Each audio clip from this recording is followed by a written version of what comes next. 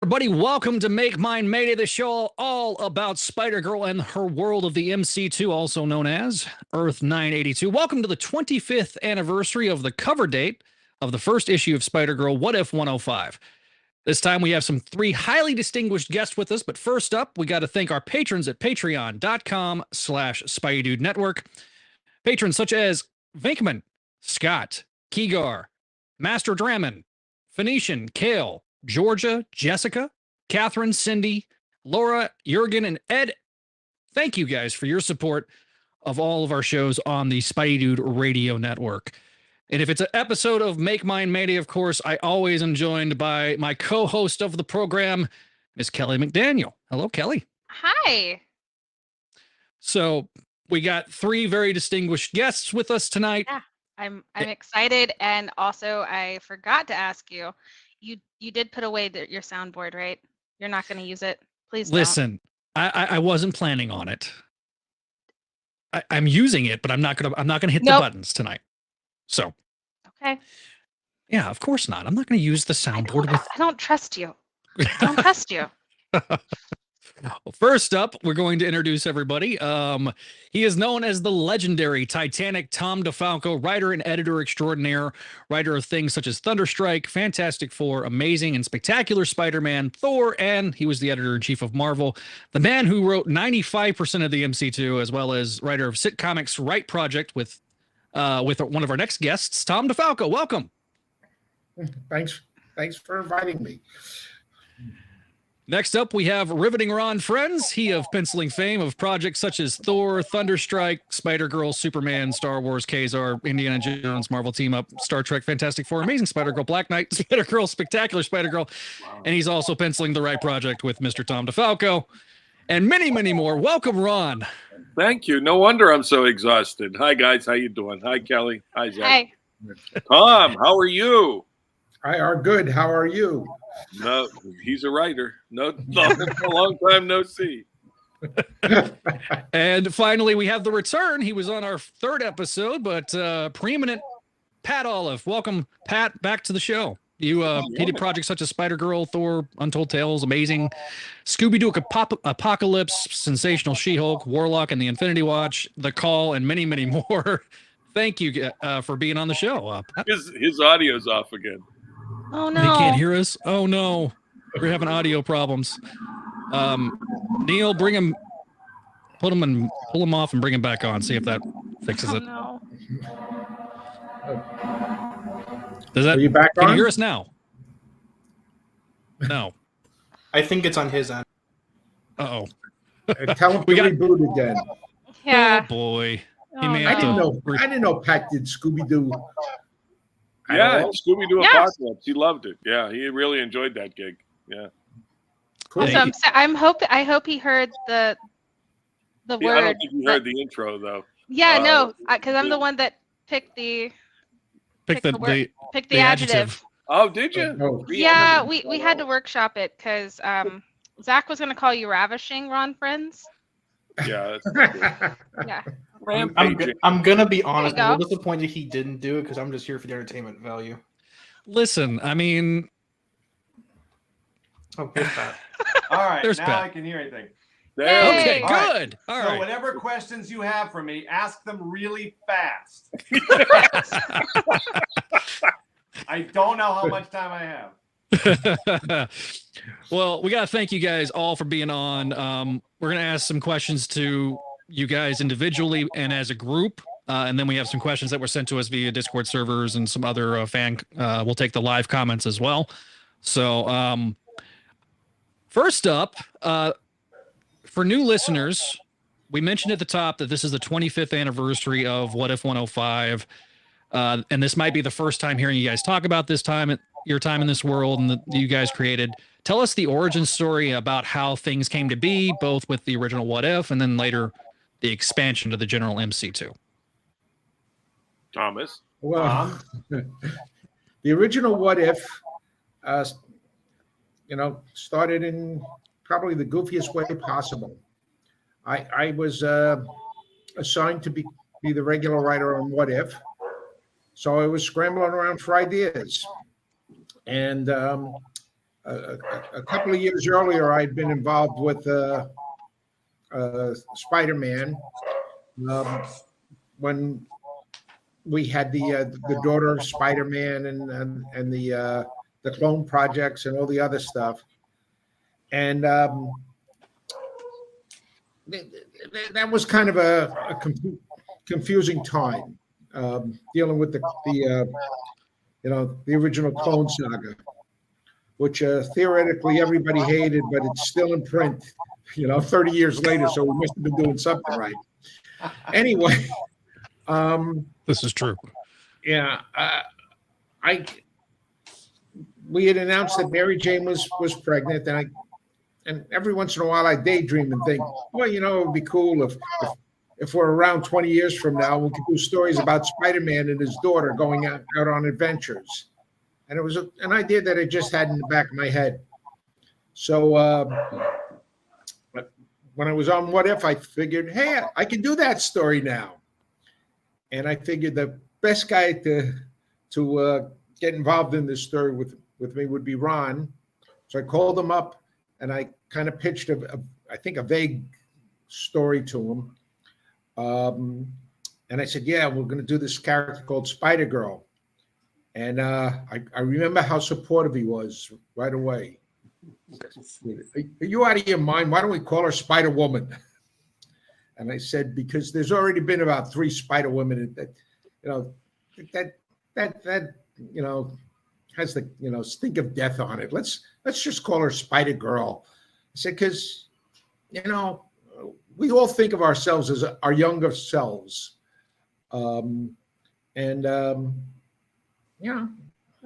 she's going to be 16 years old in high school. I don't know if she's going to be thinking of herself as a woman yet. And then Ron and I kind of threw out the original ideas that I had for the story and put that 105 together, as who we often do. That's my memory of it. Ron shaking his head,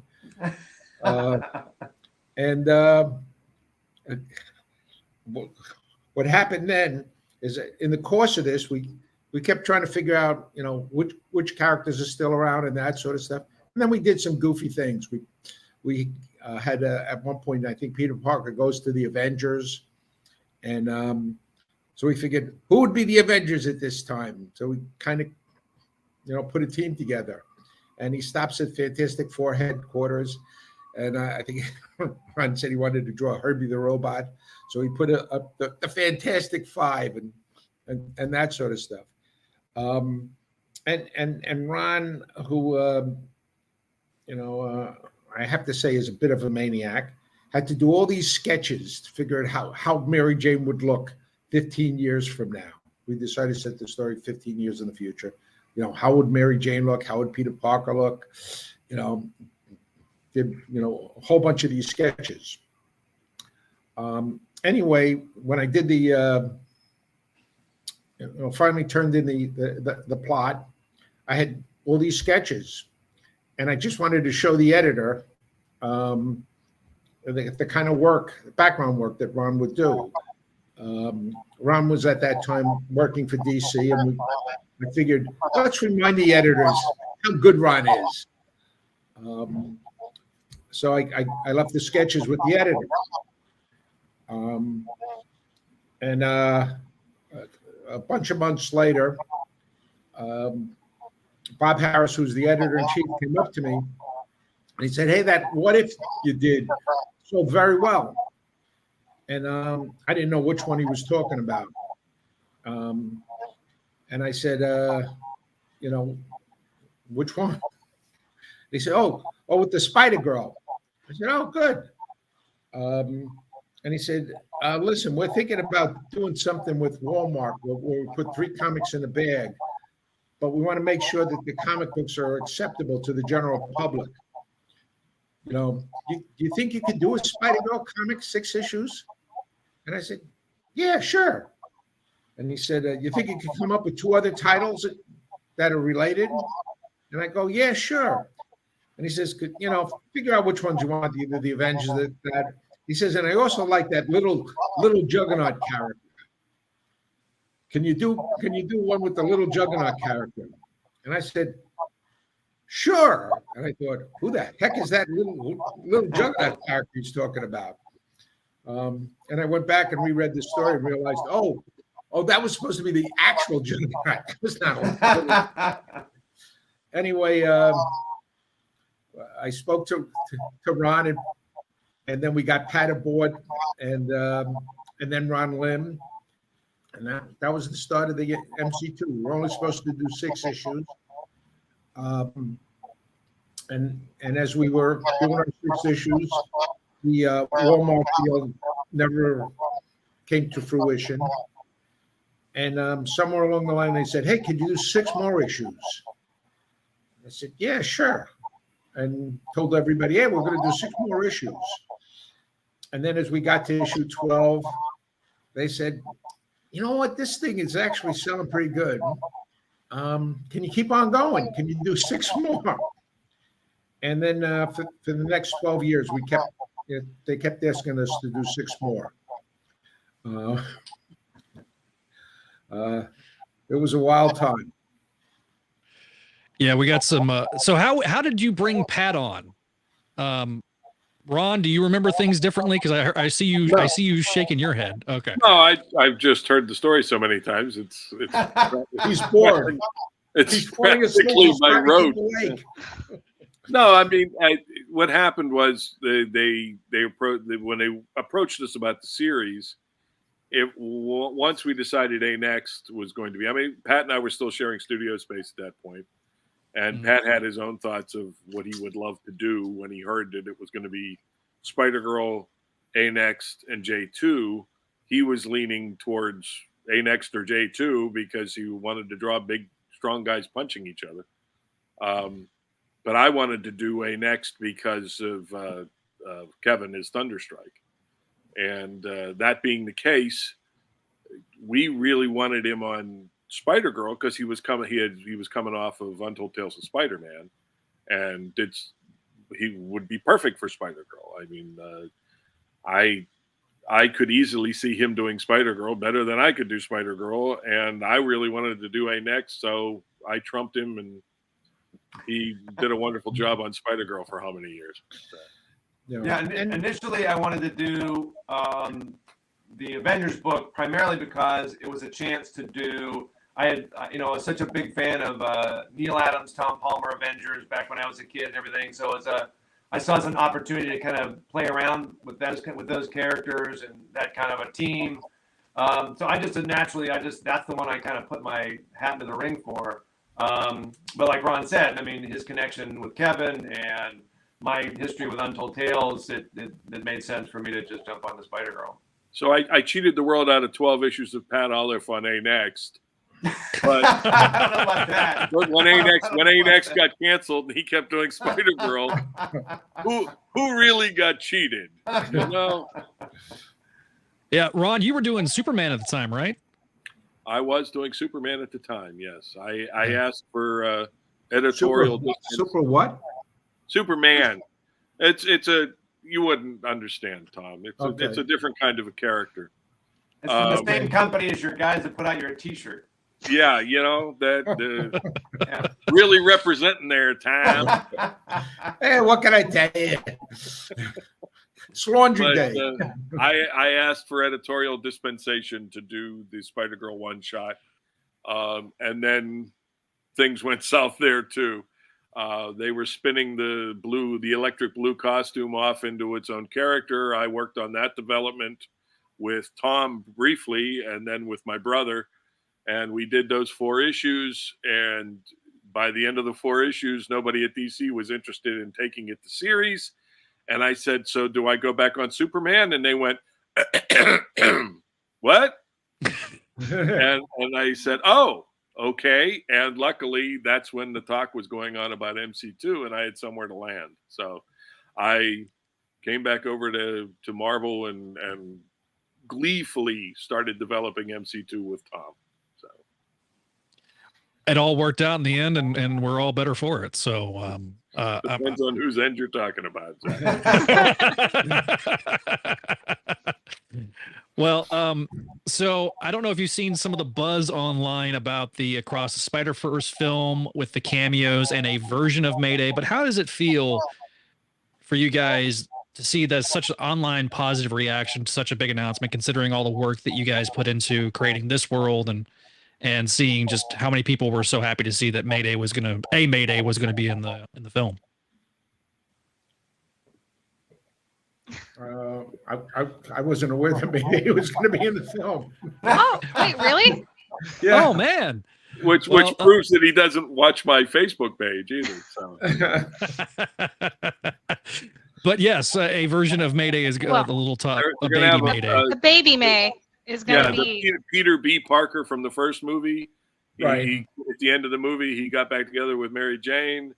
They had a little baby, and they're actually going to call her Mayday, apparently. Okay. The creators were really excited about making sure everyone knew that her name is Mayday Parker. Yes. Like they were gung ho on that. So yeah, the conceptual drawing I saw had Mayday on it. So and that came from the fact that I'm not that creative, but what I stole it from was Cheers.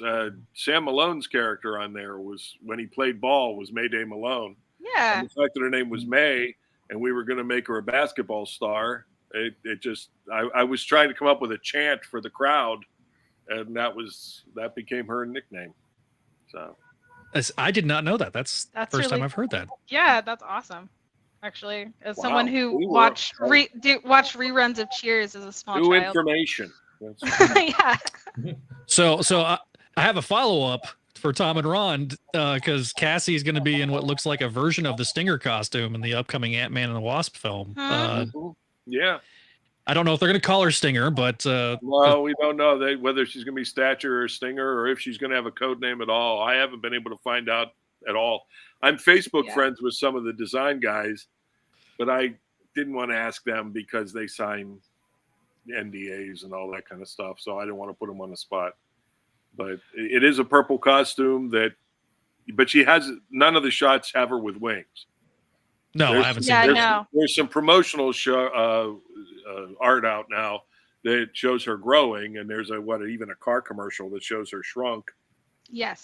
But nothing has shown her with wings yet. So if she uses the codename Stinger, it's not going to be exactly what we did.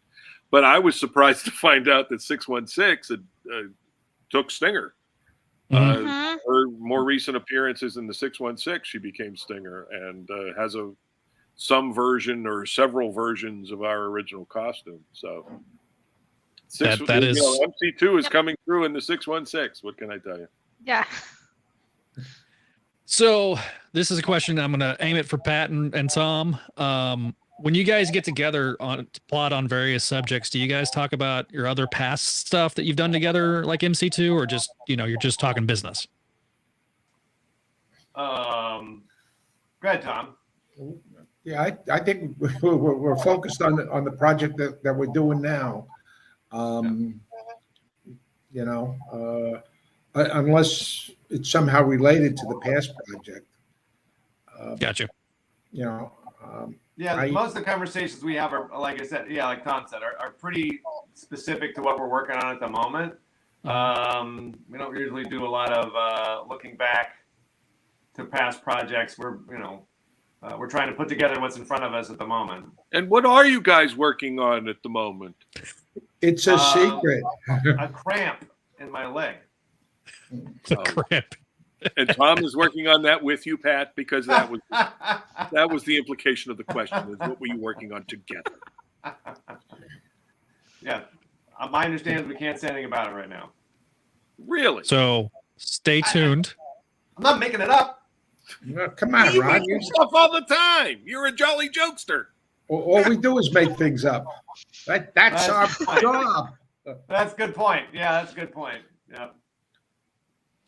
So, Pat and I are working on a 4-issue limited series, but it's a secret. The subject matter is a secret. Okay, so there's a 4-issue Nobody limited told series. me. I couldn't tell them what it was. Oh, well. But you don't Would know I what get it you is. guys in trouble if I talked about it? Probably. We don't want to get people in Yeah, trouble. last thing we want is Yeah, I don't want to ruin it because I'm looking forward to having something I want to read. You know, Yeah. this could As a comics fan, I'm waiting for. Come on, when is it going to get done? I want to read it. Ron, if you expose it, it could be the end of my comic book career. So Well, please there are a lot of expose things it. that we could expose that would mean the end of your comics career. Walk right into that one.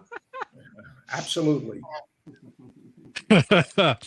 So, the last time on the network we interviewed you guys, Tom and Ron, we kind of discussed this, but newer fans continuing to find the character via the complete collections or via Marvel Unlimited, the app.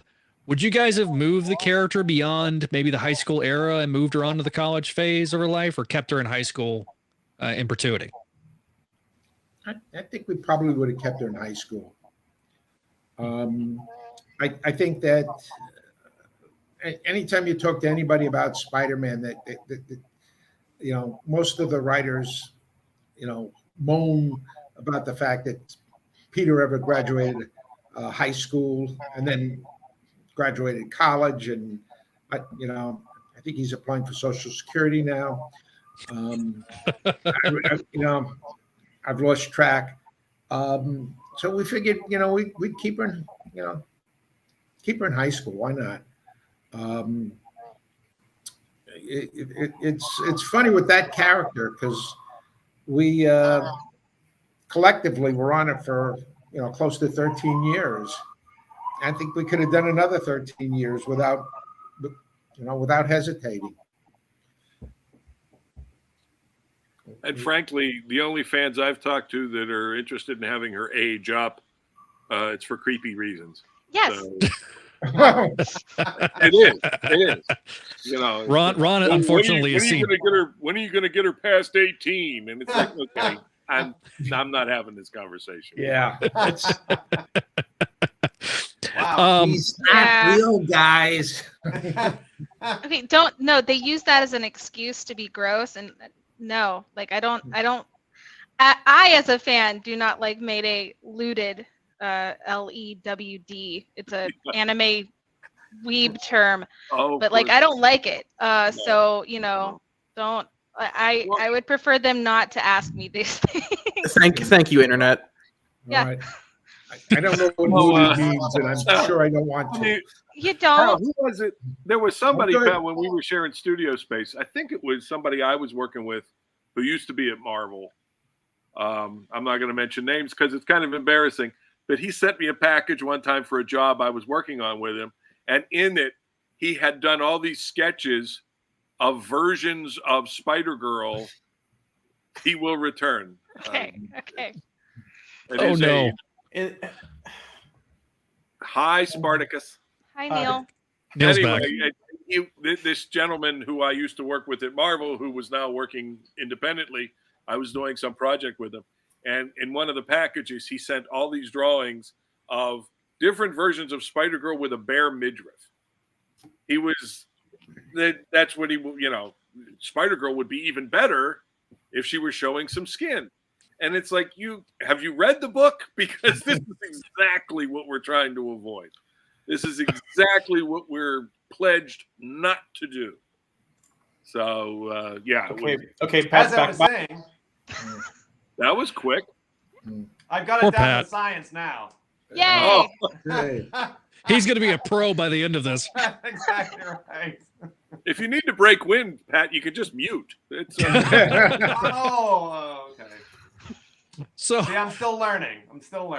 so question for the two artists in the room, Ron and Pat. How important is inks and colors in terms of the production of comics? very, Ron. very. That's most of what you're seeing in the finished product is inks and colors.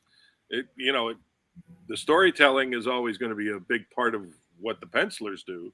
Mm-hmm. But if the inker decides that he's going to butcher things on the ink side, that's what the reader's going to see. And with modern computer coloring, they can color the crap off of something and and you're never going to see the pencils, that kind of thing. So the best comics are always a collaboration and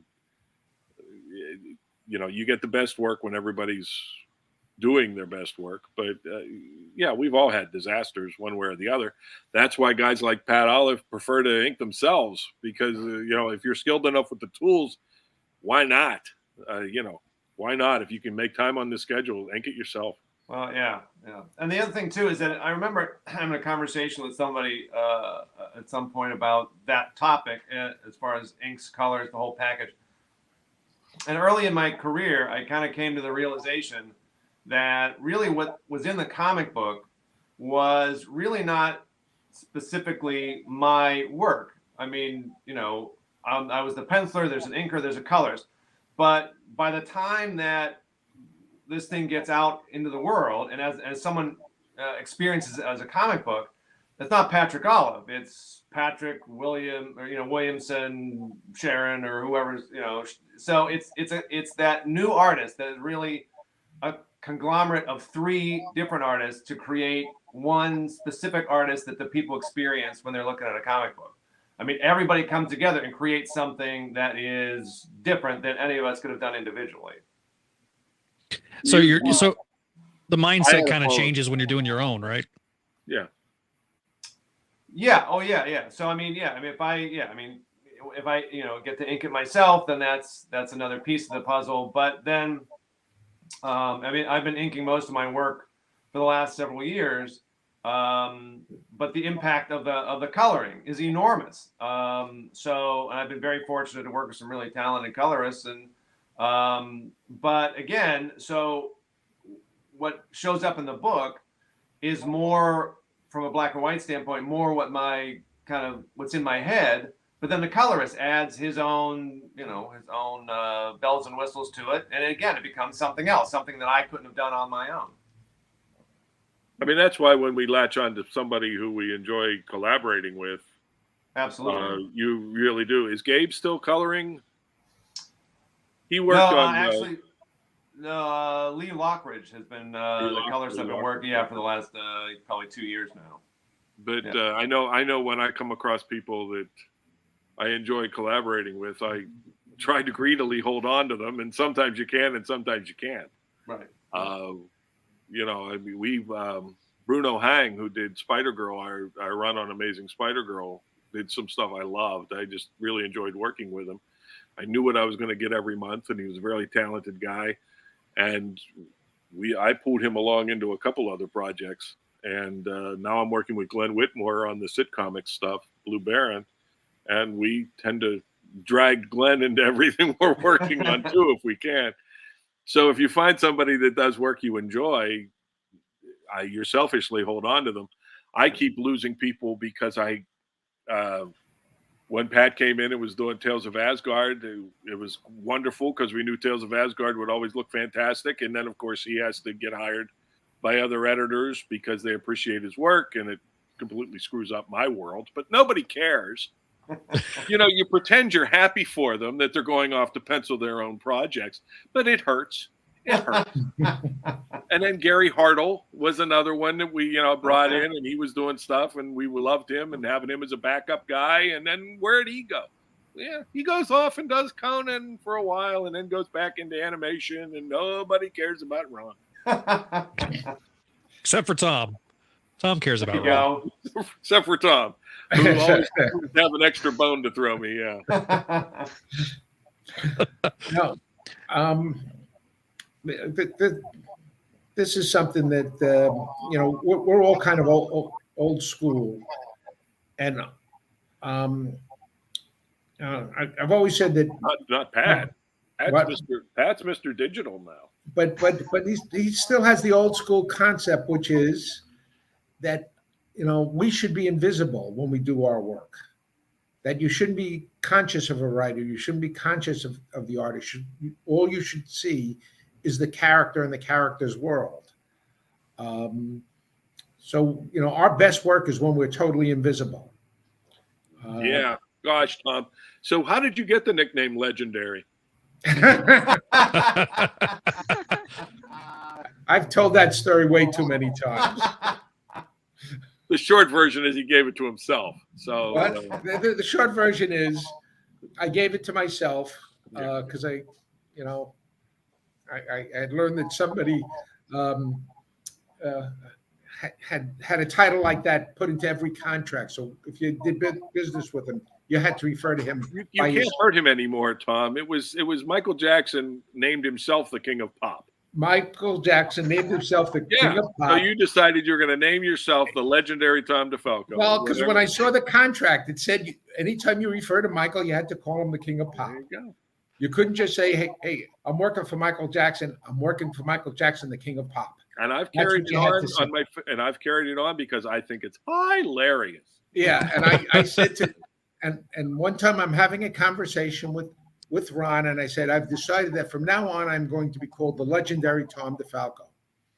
And Ron, it was shocking how many guys doing podcasts took it seriously. Anytime you refer to Tom, it must be the legendary Tom DeFalco. And they didn't know if I was kidding or not, so they faulted on the first time somebody introduced me like that. I thought, oh gosh, did they talk to Ron? Because in many regards, I think of myself as the still learning Tom DeFalco. It's a lot better than the nicknames of the people that worked under you at Marvel, Tom. So.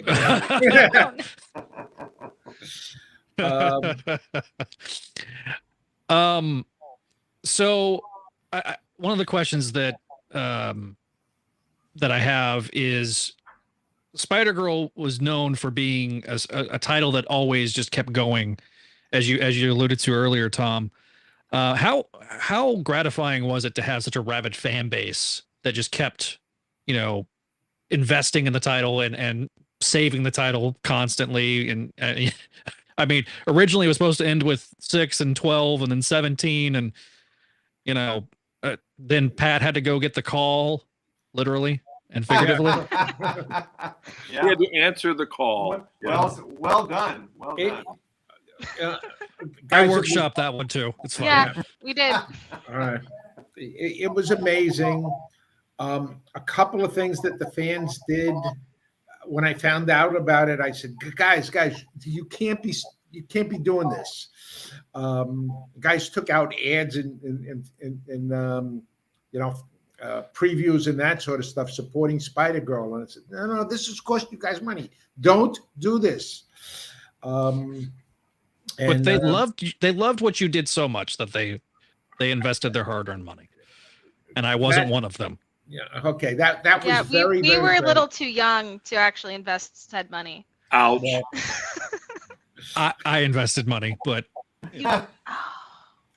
Listen. Yeah.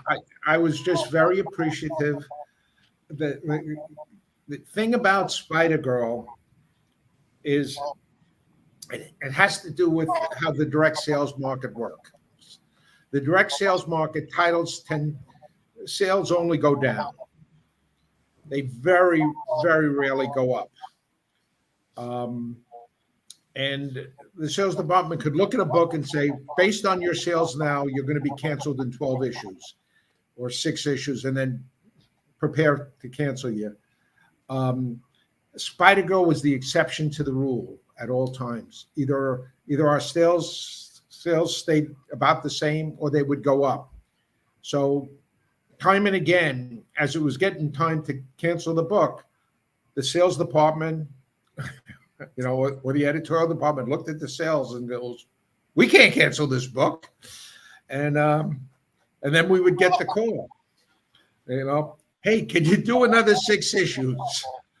Pat and I at one point used to joke because people would say to us, "It must be great to be on a stable title like Spider-Girl."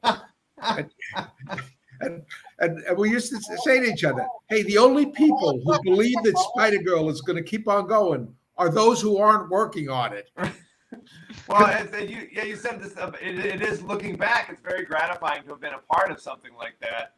But at the time, it was nerve-wracking because this is how I paid my bills, and it felt like every 10 minutes, well, we're gonna get canceled, and then no, we aren't gonna get canceled. So it was like, yay, oh, yay, oh. And so after a while, yeah. There was a one period of time too when they were doing the digests that we were told that as long as they were publishing the digest, and the digests were selling like crazy, and they said as long as we were publishing the digests, they would need new material for the digests. Right. So we could finally unclench and everything would be great. And then, Scholastic Books got a little crazy with their percentages and stuff, and wanted more because it was selling so well. And Marvel said, we don't need you, goodbye, and no more digests. So there was that safety net that was yanked out from under us too. So yeah, it was always dangling by a thread. It was interesting, but the fans did the one time I remember Tom got involved wasn't even when they were paying for ads and things, because we didn't really know about that on an ongoing basis.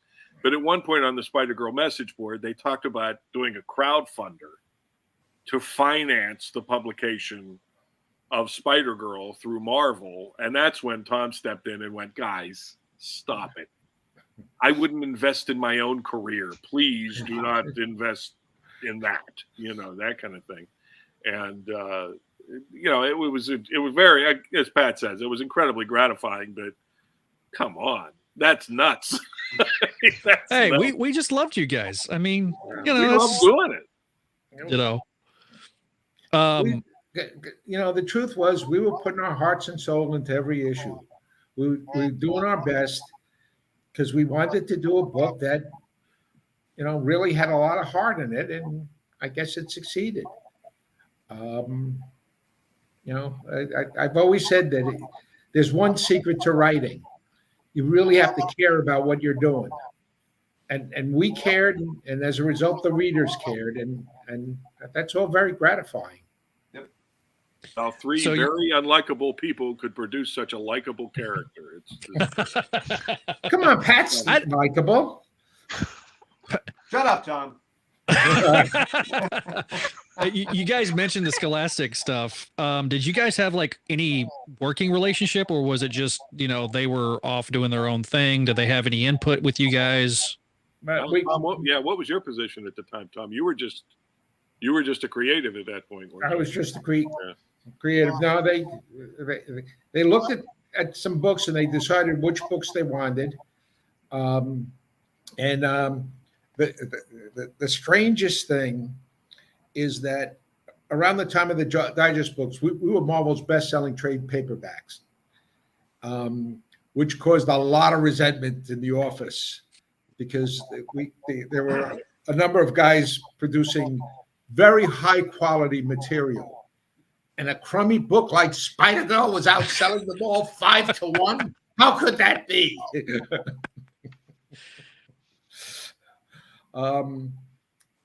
We've always been way too commercial for our own good. The fans like us; they really like us. What can we say? So, God. I meant to ask this question before we got started too. Is this the first time you three have all been on a podcast together? No. Most recently, it was when we celebrated Tom's 50th. Yeah, that's true. That's true. So at some point, we were all three on at the same time. So, I don't know. I mean, I feel like I've been on with Pat because I've watched his interview with you guys several times because I miss him so much here in the studio. His presence has left a gaping hole in my heart and in the studio. You're not in the studio. And in the studio. No, you're not. Yes, I am. This is the studio, Pat. Oh, it is. All right, sorry. Yes. See, there's my corner. Remember, Pat used to be right there, but I have shelving there now. All this stuff that Pat used to stand there and hold, now I have it on shelf because he's not here anymore. So you also guys did a bunch of conventions over the years. I know you used to do Pittsburgh Comic Con together and do a Spider-Girl panel then. Are there fun convention stories that you can share that are that people might get a kick out of? No.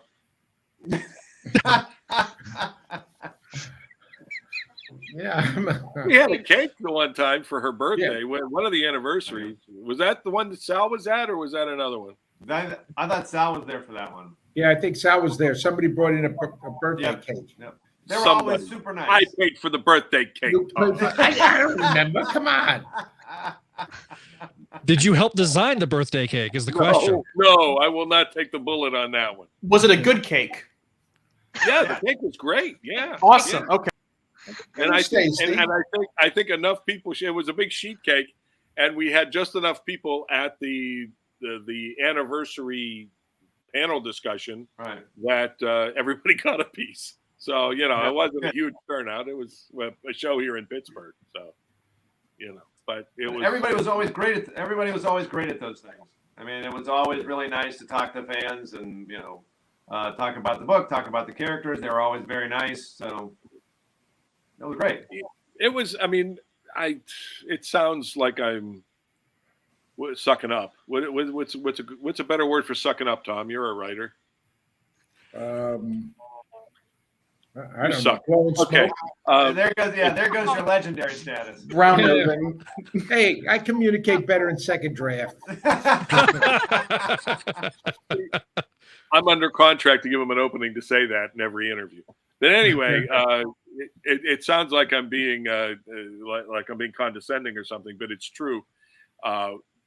Spider-Girl has a terrific breed of fan that, if you're working on an X-Men title and you got guys who love Wolverine because he slices and dices, and they like the Punisher because he doesn't take crap from anybody. But the people that read Spider-Girl were Peter Parker fans. They were Mayday fans. You always had an interesting conversation. I mean, because of the way Tom writes, they were into the characters, not the craft of it. Nobody was worried about how I was drawing feet or that Pat drew everything better than I did. They were talking about the characters, and that you don't get that with every title you're on. I will say you do get that with working with Tom DeFalco on a regular basis, because I still get Thunderstrike fans. I love talking to Thunderstrike fans because I'm one myself, talking about Eric and talking about Kevin for A Next and all this. So our work tends to be character oriented, and thus that's where the readers are coming from, and that's why the readers are sticking around. But there is something about a Spider-Girl fan, of the ones that I've known and gotten to know through conversation. They're active in their communities. They're nurses and first responders and teachers. It's incredible. I mean, it really is a community you can be proud to be a part of. And they made the community. We didn't make the community. We just made the comics. They built the community. But the fact that they welcome us into it as well is wonderful. And every time I put up a post about Spider-Girl, it may not get the number of likes, but it gets the most supportive comments from the people who do see it and respond to it. So it's a really wonderful thing. It really is. And sometimes there's cake. And occasionally there's cake. That's right. Yeah. So I've got some questions that we've wrote down for you guys individually too. So I'll start with Pat.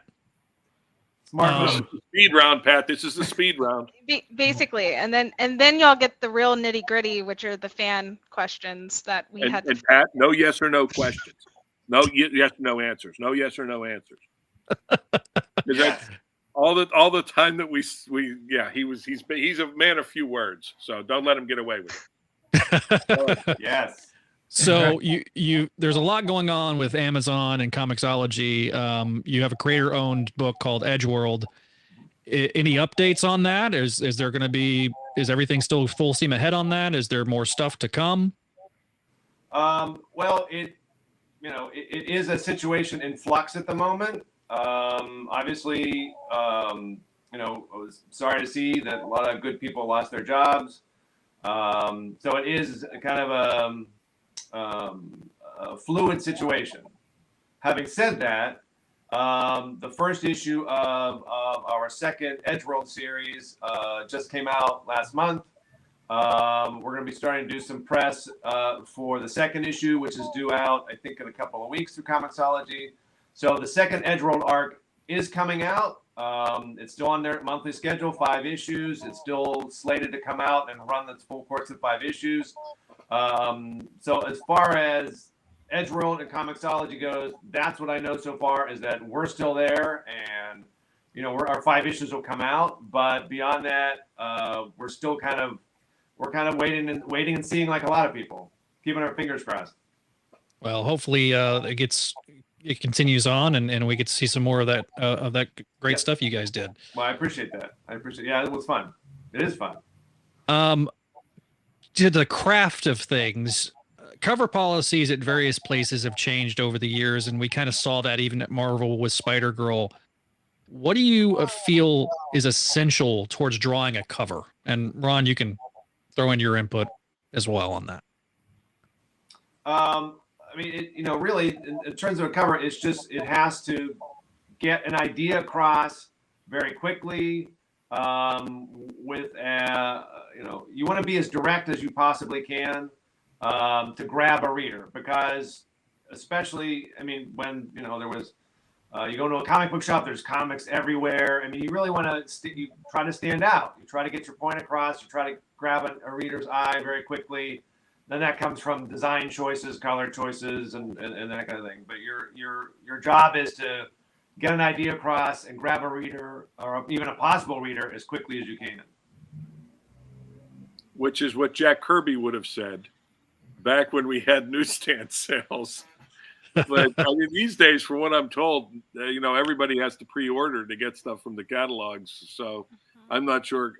I guess if the cover is shown in a catalog, that can help. But you're right. Generally you referred to how things have changed. We went through a phase early in Joe Quesada's reign where they wanted pinup covers that were not story specific. They were telling us they didn't want the covers to be story specific. And for me, and I guess partly because I was working with Tom, he and I would discuss it. So we came up with some ideas, because he was used to that in the Archie books. The Archie books would have a separate gag on the cover that had nothing to do with any of the stories inside. Mm-hmm. So we came up with, and I'm sure Tom contributed to, a few different things. Our covers, even though they were general pinup covers that didn't address what was in the interior of the book, they told a story. They were pinup-y in the way that they told a story. And apparently we got the nod from the higher ups at Marvel at the time that, people were just doing static pinup covers. And he's going, no. Look at what they're doing on Spider-Girl, and all this kind of stuff. So we almost by accident got it. But I don't even know what the policy is on covers anymore. I think they reflect the interiors, don't they? I think there's a little more creative reign now on the covers. On MC2. Go ahead. I'm sorry, Kelly. I was going to say there's just the variant gamut. So there's always at least 5 to 10 different covers for each issue now. And most of those tend to be pin-up-y in and of themselves, the variants. Because I know Brett Breeding was working on a bunch of variants with a different penciler, and a lot of them were just pin-up style covers. But on the MC2 books, we went by Tom's policy. I'm sorry, quit moving him. we were going by Tom's policy at the time, which is if you put some captions on it, if you do have a newsstand eye come across it, if they have to take a few seconds to read a copy block, that's another few seconds that they've considered to possibly buy the book. So, we did pretty standard Marvel 60s, 70s fare on a lot of the on a lot of the MC2 covers, and Tom wrote the copy for them and everything. So we rarely left that to the editors. I think it's essential to do, a cover that reflects the story, and put some copy on there, because like Ron said, you have to hold the eye. We're no longer on the newsstands too much, comic books, but we're still competing with every other comic book out there when at the comic book stores. So if somebody's eye goes across a bunch of covers and then there's just one with cover copy, that's the one you're going to focus on. And I remember having discussions with editors and publishers, where do you get this thing about cover copy? And I say, go to a magazine stand, any magazine, and look at magazines. They all have a ton of copy on them. Yep. Come on.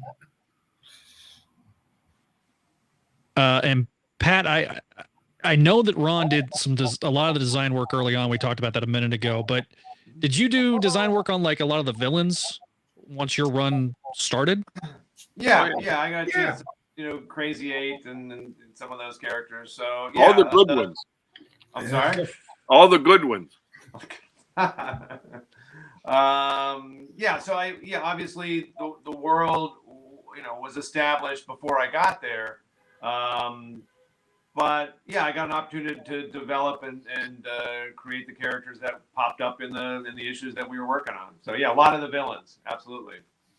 And I got the help when we were still sharing studio space. I used to get the help because he was working on the issues, and he'd do a sketch of a new character. I remember Killer Watt in particular, and we made some Xeroxes of the Killer Watt sketch, and I sat because I didn't have anything to do because he was doing Spider-Girl, and and I would run colors on it, and we would and not leave it up to the office what color these characters were going to be. So because it's always good to not have that be another decision that a colorist has to make while they're trying to hit a deadline and everything. Absolutely. So we would tend to do our own color sketches, even on, and I would be lucky enough to get involved even when they were Pat's characters, but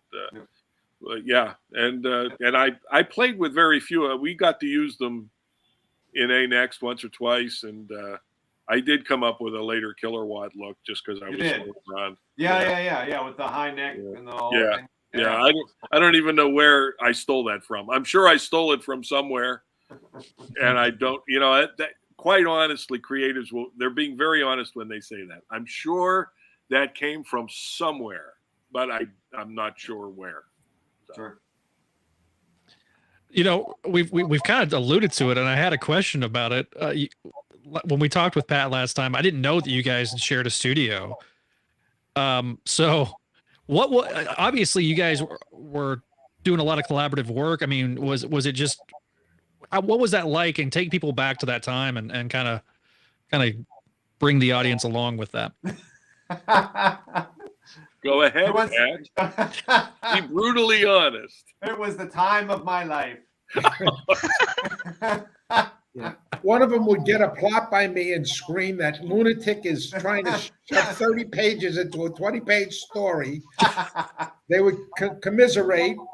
They'd complain about me for an hour, and then they'd sit down and then we'd have to do something. Matt, can I tell the truth about something like that? Can I? Sure, tell the truth. Because the one thing that I think it's so over now that but early on in Spider-Girl, do you remember that Tom kept telling you to make Pete more handsome? And it would drive you crazy.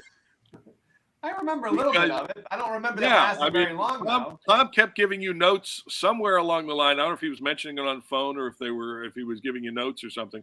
But early on in your first couple of issues, he didn't think you were making Pete handsome enough. But did that come from Tom?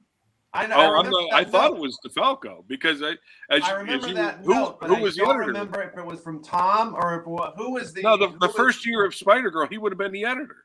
Yeah, he would have been.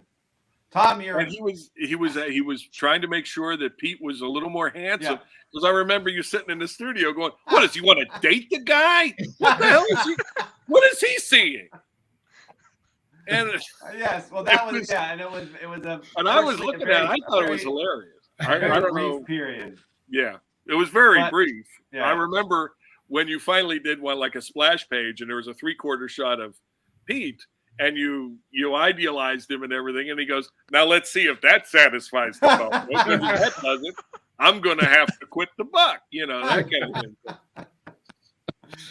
There you go. I don't remember all of that, but that does sound familiar. Well, that's because you're too kind. Tom can be a real slave driver, and he's a weirdo. But the comics. What do you expect? Sharing studio space. I mean, so Ron and I. I mean, we were friends, and obviously we were working in the industry, and had talked. We were both working out of our apartments. Talked about, what it would be. With the problem when you work in your apartment, you can't get away from it. So it's nice to have a place to go. So we got a studio space, shared studio space. He was on one side, I was on the other side. The difference was that we kind of worked opposite times. He would come in the afternoon and work at night, and I would come in the morning and then leave at the end of the day. I was married at the time and go home to my wife and everything. So we would overlap like in the afternoons. Excuse me. And we had a very different working style. So Ron was very conversational, and I was very quiet. So occasionally those two styles would bump heads a little bit. I remember one time I was actually drawing something. It was a deadline. I'm drawing my drawing board. Ron was behind me at his table, and I'm drawing, and all of a sudden I feel something on my ear. And I turn around, and Ron had taken, I think it was like a Spider-Man stand or something, and you were like poking me in the ear with it while I was trying to work. So, So I don't remember that specifically, but when you're talking about working styles, Pat's a machine. I mean, he's very scheduled. He doesn't. If his muse isn't speaking to him at the moment, he will sit there over the board and grab it by the neck and make it talk. Because you're right. He had a family and he to go home to and everything. So his work time was his work time.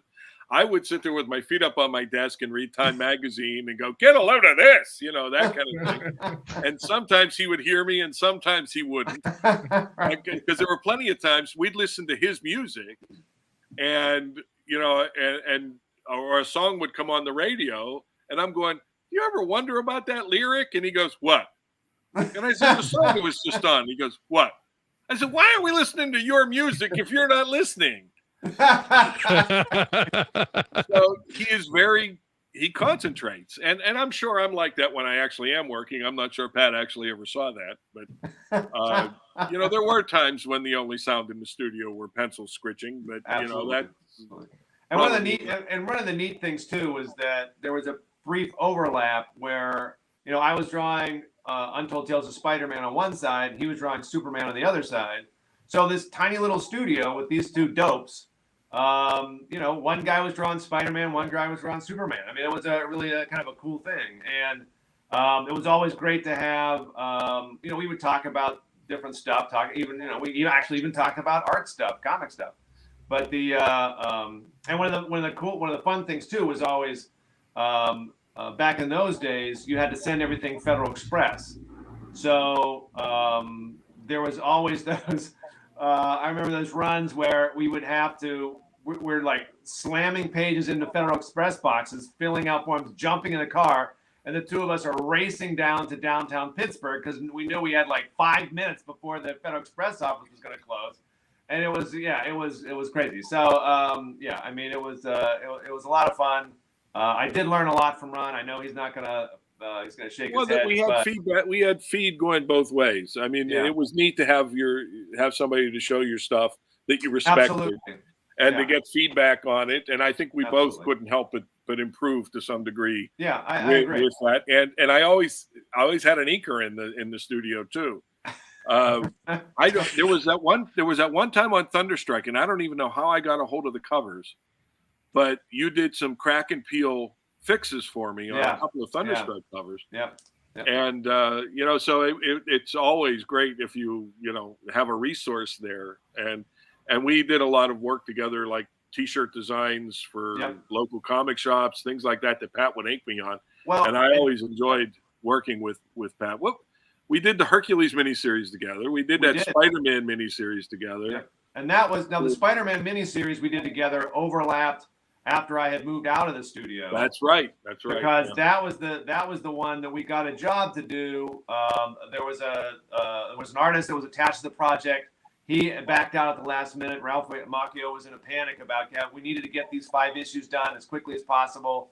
So I think it was 3, but was it 3? Oh, okay. Yeah. So Ron was going to pencil it. I was going to ink it. I think we turned around one of those issues like in a week, I think. Yeah. And we were doing like an issue a week, something like that. And it was like a old school challenge, and so it was crazy. I was dropping pages off on his porch. Yeah, so he would work at night and drop off the pencils on my porch, and I would get up in the morning, and then I would ink them, and then send them into the office, and that was kind of how we worked. That was crazy, and for all of that, it didn't look bad. I mean, no, it was good. I really enjoyed it. It wasn't the worst piece I've been connected with. It was what the hell was the name of Spider-Man? The Return of the Green Goblin was the name of the book. Thank you, Zach. Yep, that's what it was. Yep. That was fun. I remember the first time I got the trade with that, and it also has the 2-issue arc that they did in issue 25. And I remember reading, and I was like, oh, it's Ron. And I'm like, oh, who inked this? And then I go back and I'm like, oh, it's Pat. Yeah. The weird thing about that story is that those 2 anniversary issues that tied into it had nothing to do with the story that Roger Stern wrote in the miniseries. I mean, it was a terrific story that Roger had. In fact, I don't know how many people caught it, but we picked up on it years later in Amazing Spider-Girl. The whole idea that Norman put some programming into Pete. And I mean, that's what we were touching back on in Amazing Spider-Girl, because I was a part of that story. And Roger, I thought, did a wonderful character study of Norman. And the whole climax of the miniseries was Pete was going to be his heir, that kind of thing. Yeah. And then the anniversary issues come out, and that's nowhere in the story. And I'm like, oh, you got to be kidding me! That was genius. I loved it. Yeah. I enjoyed what they ended up doing, but I liked the concept that you guys had laid down. All I remember a lot. All I remember is a lot of pages of Pete in a fetal position. With a lot of darkness around him. Yes. But I was surprised that they didn't pick up on it. So years later, when we were doing, how can we bring back Norman without bringing back Norman type of thing, and I went, well, he's kicking around in Pete's gourd. I got news for you, because Roger did 3 terrific issues about how much Norman was programming him without him realizing it. So we didn't put an editorial note on it, though, because that would have been expecting a little too much of the readers. My final specific question for Ron, because we talked about it with Pat with the digital stuff. Some artists have changed their workflow as tablets and computers are becoming increasingly more commonplace when it comes to artwork. Has your workflow changed at all? Or are you still doing what you've always done? I'm still a pencil on paper and or board guy. What's changed for me is Pat and I just did a small job together for a small publisher that they're not ready to announce yet, but he was going to ink it digitally. So I just penciled it on 11x17 bond paper and scanned it and sent it to Pat, and he took care of it in cyberspace. And any of the work I've been doing with Brett Breeding, I've been penciling on boards, but I just scan them and send them to him, and he outputs them as blue lines, and he prefers inking that way. So it affects the aftermarket as far as pencils and inks and whether collectors want both or neither or whatever. But for me, I'm beginning to wonder why I'm bothering doing these things on boards because it's easier to scan the paper. I mean, I can send a whole PDF of paper, and the boards you have to scan separately. So who knows? At some point, I might just be drawing them on napkins and sticking them into the scanner and emailing them to finishers. That kind of thing. I was just curious because I know a lot of it has been made about the digital. Oh, absolutely. Well, Pat's been experimenting with it, and he's been doing a lot of digital inking. Does any physical artwork exist for Edgeworld? Yeah, I did the first. I did the first issue, 2 issues traditionally, but needed to pick up a little bit of time, and I had already started transition to do some of it digitally. And then around issue 3, I just did. It was just digital from there on. There you go. Yeah. So bringing Tom back in, because he's been awful quiet. There's been a lot made about the Marvel method and how Stan used to do it back in the day.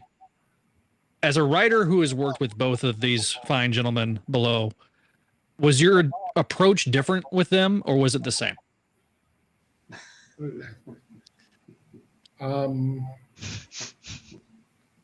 It's slightly different. I think, Ron and I talk a lot more. He has no pants on. You have no Ron, it's nothing sacred. All right? They Just happen like to be shorts. All right? They're short. Okay? I'm sorry, go ahead.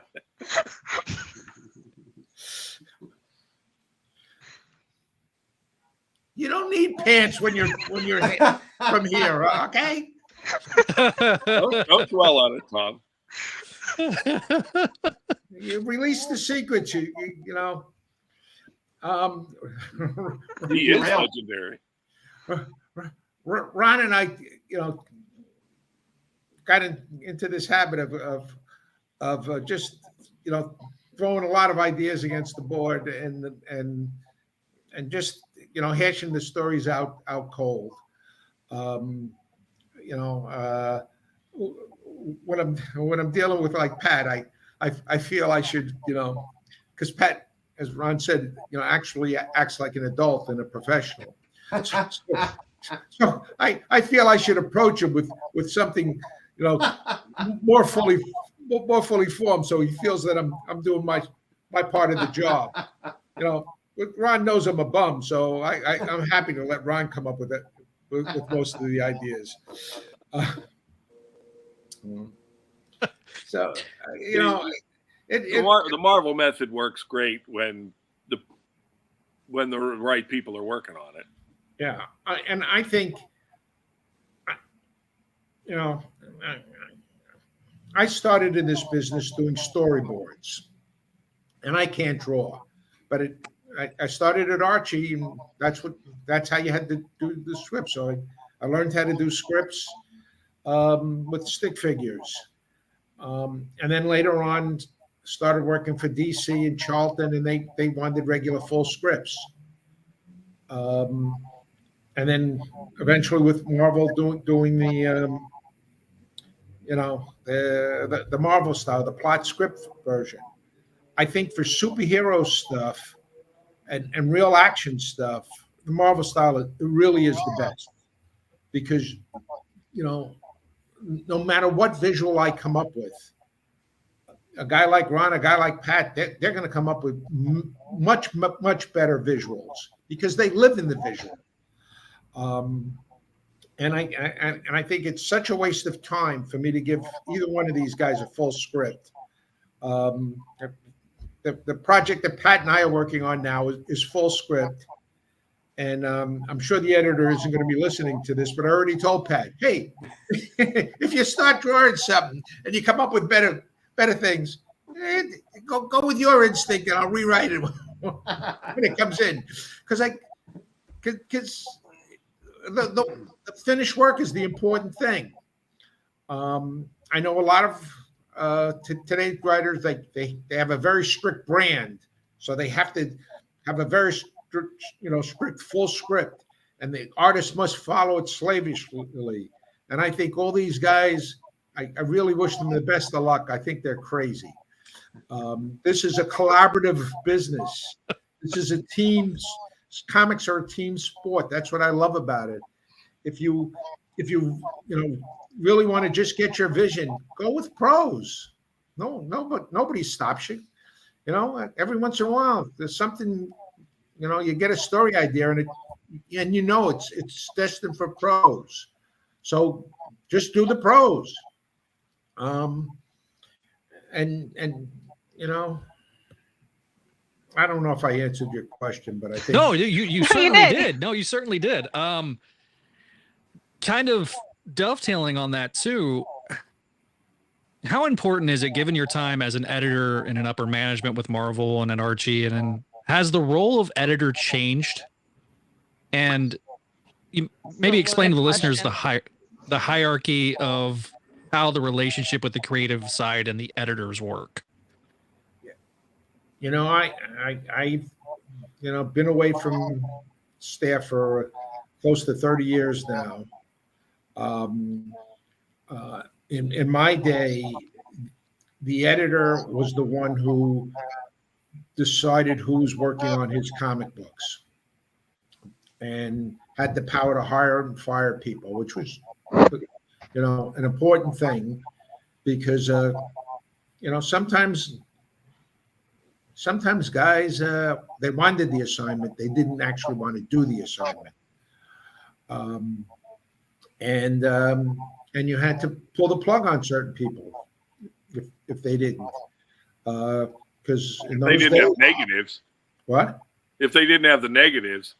Yeah, if they didn't have the negatives. Well, Ron has the negatives, which we already knew that, though. Yeah, well, that's why I don't wear pants. Anyway. And the editors, when I was working at Archie, the editor-in-chief often used to, say, I gave you this story to edit. I don't see a single change on this. Do your job, which meant add more jokes into the story. And today, some editors are, they feel it's their job to present the vision of the suffering writer. And I think the writer should suffer because it's our job to do what's best for the characters. And sometimes, my idea is, hey, I've got this great story, but it doesn't really serve the character. And I need an editor to tell me, no, we have to serve the character. So I think the world has changed. And there were always different styles of editors too. There were editors who were involved creatively in pitching ideas or shepherding characters or making constant suggestions and would involve themselves in the creative process. Then there are guys who were just more comfortable after something's been presented, giving their thoughts and giving notes and all that kind of stuff. Of all the editors that we worked with, even in the best of times at Marvel, there were different styles amongst the different editors and how they chose to do the work. Even today, they're hugely responsible for what sees print. They're still more than likely the person that's going to get fired if something inappropriate makes it into print or something like that. So, right. The times that we've actually had editors involved and really caring about the characters, and of course, the first name that pops to mind for me is Molly Laser, and that's literally my next question. Having she and Nicole Wiley as editors on Spider-Girl, were they in your period too, Pat? I think Molly was. Well, Nicole came first. Molly came after Nicole. Okay. But having them there was invaluable. It was invaluable feedback, positive and negative. There were a couple of things they wouldn't let us do. And, there was one that we were being mischievous about because there was we wanted to do the thing with, oh my God, now I'm not going to be able to remember names. Kel, you're going to have to help me out. The character that was the mean girl, the blonde mean girl. Yeah, Simone. But Heather was up, first, but then Heather became a friend, and then there was Simone. Right, but we're talking about Simone in Amazing, and we had pitched the idea of Simone's father being involved with the Goblin cult, and Molly didn't like it. Molly didn't want us to involve all of the school kids in the Spider-Girl end of it, which is a legitimate concern to have. I mean, if you watch a show like The Flash, you can see how that can get way out of control, and certainly everybody's now a superhero, that kind of thing. But that was never our original intent. And when she left us and Tom Brennan took over, I said, I think we could probably do that thing with Simone's dad now. And Tom just kind of went, yeah, we'll give it some thought. We'll see if it really serves the story, we'll go ahead and we'll do it. And we did.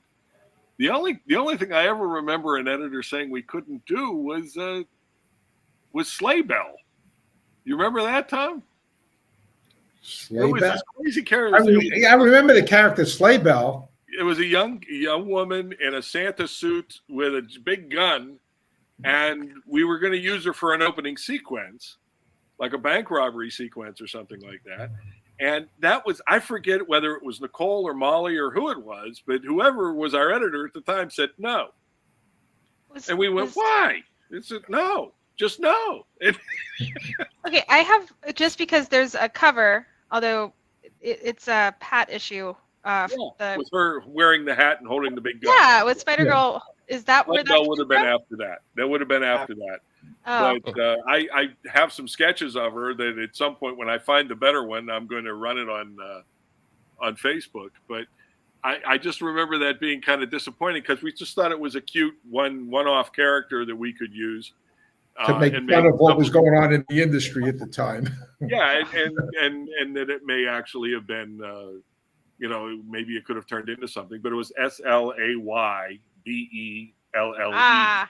Sleigh Bell. And nice. We just never, that's the only time I remember the editor going, no. Yeah. And that was, because otherwise, I would pitch things and Tom would go, no. But it was mostly what he was just talking about with, does it serve the character? Because when I first came on the book after Pat, I was pitching a lot of MC2 ideas that I had kicking around in my head all those years.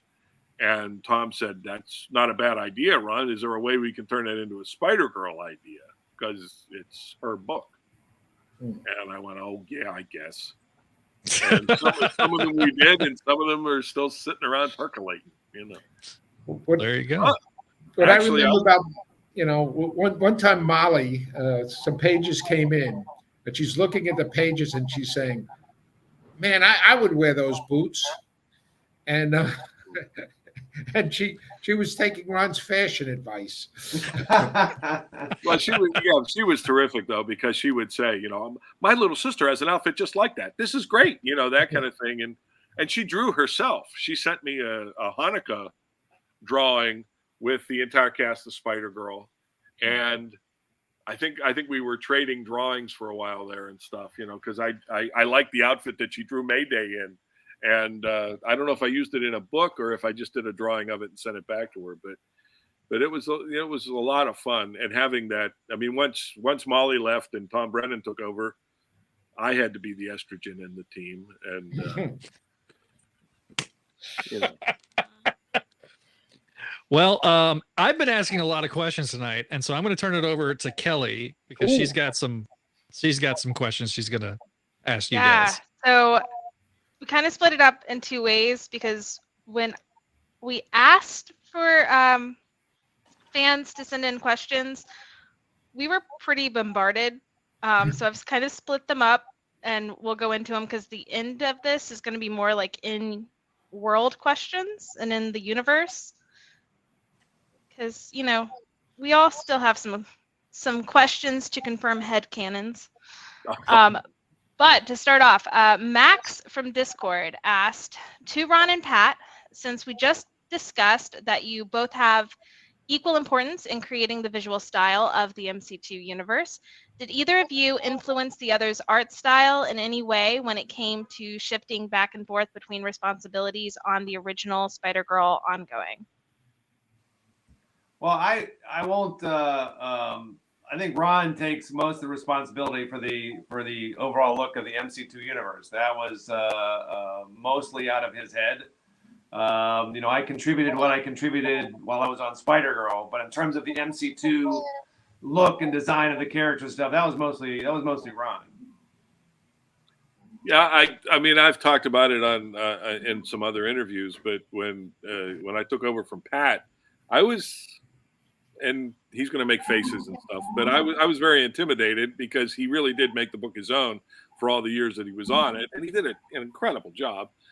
So I was intimidated, and I figured my best bet was to go more cartoony, and kind of try to keep some of Pat's vibe, but take it into more of a cartoony arena. I've always kind of considered Pat an illustrator and me a cartoonist, for whatever that might mean to people. Mostly he's more angsty than I am. So anyway, whatever the case may be. So yeah, I started doing Spider-Girl more and more cartoony, and I lost control of it. I mean, there are issues where her head is cartoonily large and she's cartoonily skinny, and we were even getting letters where people were saying, somebody give that kid a sandwich, and things like that, which at the time would offend me. And then I'd look back at the books and go, holy crap. So when we launched Amazing, that was really, that's not true. The last 6 months, maybe year of the regular Spider-Girl book, I started letting go of my defensiveness, and I started to draw more like I just draw naturally. And because I remember issue 100 was pretty much just my usual stuff, and leading up to it, I think I was case with the Hobgoblin stuff is when I really started to kind of put some of the Pat fear behind me and all that kind of stuff. I got stepped out of his shadow. But with the Amazing launch, I was definitely finally putting, my insecurity, my Pat insecurity behind me, and just relaunching the book with, the way I would have done it from the beginning. And that's when I started doing the kind of gymnast build on her and all that kind of stuff, and leaving some of the Pat stuff behind, which I think, you should always, I would recommend anybody be true to themselves and not try to be too crazy about it. But I did kind of lose it there for a while, and now that's all being reprinted. Now the next volume of the collected Spider-Girl is going to be all that early stuff, and hopefully it's getting reprinted, because they have still not announced. Oh, they haven't announced the next pre-order date. No. See, they got to the end of Pat's run again, and they decided, okay, we're done. Oh. Nobody needs to see the rest of this crap. I mean, they've already done Amazing in trades, so they did. Yeah, I've already been very gratified by that. All right. So then Ryan, Mr. Ryan Reed via Discord says, he's curious about some of Ron's unused characters. As you've talked about Slaybell, you've also posted the daughter of Craven and Calypso. Yeah. So were these characters that just never got a shot at all, or were they so just concept characters, or were they something that they were stories that just didn't pan out? No, I'm not even sure. I don't even think I ever pitched Moonshadow to Tom, to tell you the truth. That was just an idea I was playing with, and I had some thoughts about. But if we would have needed it, if we would have gotten to a point where it said, "Okay, what's next?" I would have pitched it, but we didn't get a chance to get that far, unfortunately. And some of them were sitting around for years because Tom and I rarely got to a point where we said, any idea what comes next? And we would, and would really have to go into our notebooks or anything, yeah, I mean, they were just, I think any illustrator has ideas sitting in sketchbooks. Pat, I'm sure you do. I mean, I know you have that one character that when we were all called upon one time for a friend doing an independent book, and he wanted to do a superhero funeral, but he was an independent creator, so he didn't have any other superheroes to show up at the funeral. So he contacted all his friends to say, you have any characters sitting around, like even from when you were a kid, that you would like to use, that I could use in this funeral scene. And Pat and I both, went into our childhoods and young adulthoods and everything. Yours was when you were younger, right, Fisherman? Yeah, that was when I was like 7. Yeah, the Fisherman, and he did a new sketch of him for the thing. Mine was I wasn't 7. Mine was half Nelson. Right. He is a wrestler who's half man, half machine. And I played it up like a real over the top image character and all that kind of stuff. So yeah, we've all got characters that we've done from the time we were kids that we're all Jimmy Kimmel when it comes to that kind of thing. Did you ever see that? The video that his staff got together for his birthday, for his 50th birthday, and he had created a comic called the Terrific 10, I think, or something, and he had created all these characters when he was just like 11 years old or something. Oh, wow. I think I saw it. Yeah, his staff got together and they got like J.J. Abrams to direct it, and they got all the celebrities to play the parts. It's on YouTube. You can find it on YouTube, and it's like a trailer for a Terrific 10 movie that actually uses dialogue from his comic book that he made when he was 11 years old. It's wonderful, and we'd if we were all friends with J.J. Abrams, we'd all be bugging him to do that. I mean, it was really, really cool. But I forget what was those questions. Yes, Ryan. Yeah. There are some others. Most of them I've already shown. Like I said, if I can find, I have one sketch of Sleigh Bell, but it wasn't the good one. So if I can find the other sketch, I'll run Sleigh Bell at some point. But we're far enough away from it now. We may use some of these characters at some point. Who knows? Further down the road, but I figure it's far enough down the road now. It's worth talking about them anyway. So next question is our lovely man behind the chair, Neil. So I don't know if he wants to ask it himself or not. Come on, Neil. Come on out, Neil. Come on, Neil.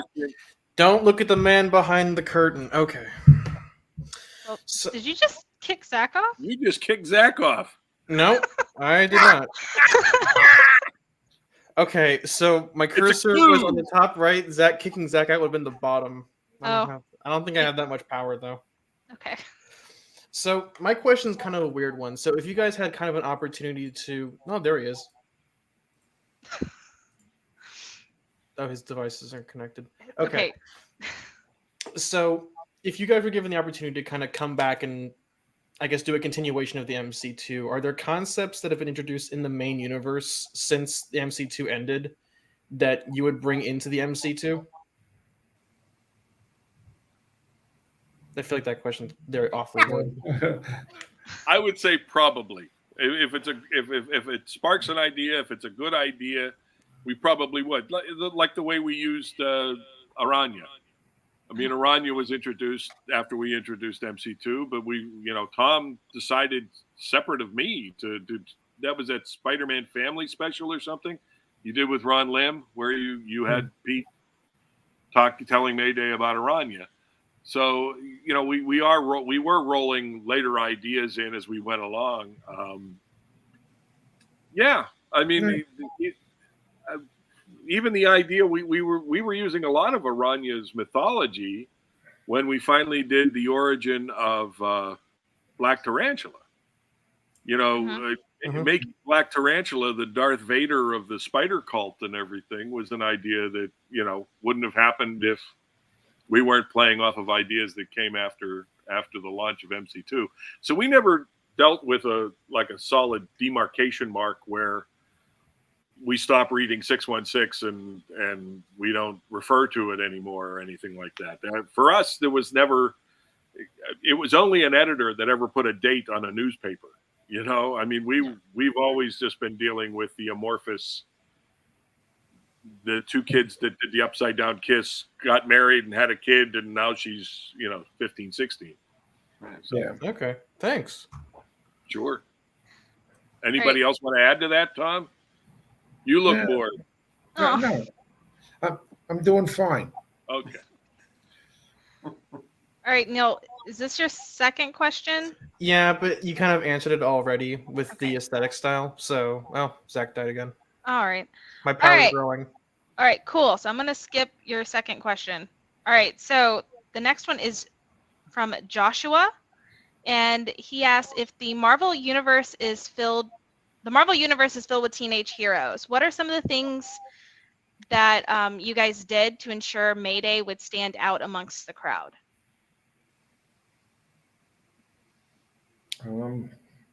She's related to Peter Parker. Yes, there is nepotism there, but beyond that, we created a stand out. Yeah, we actually built a world around her,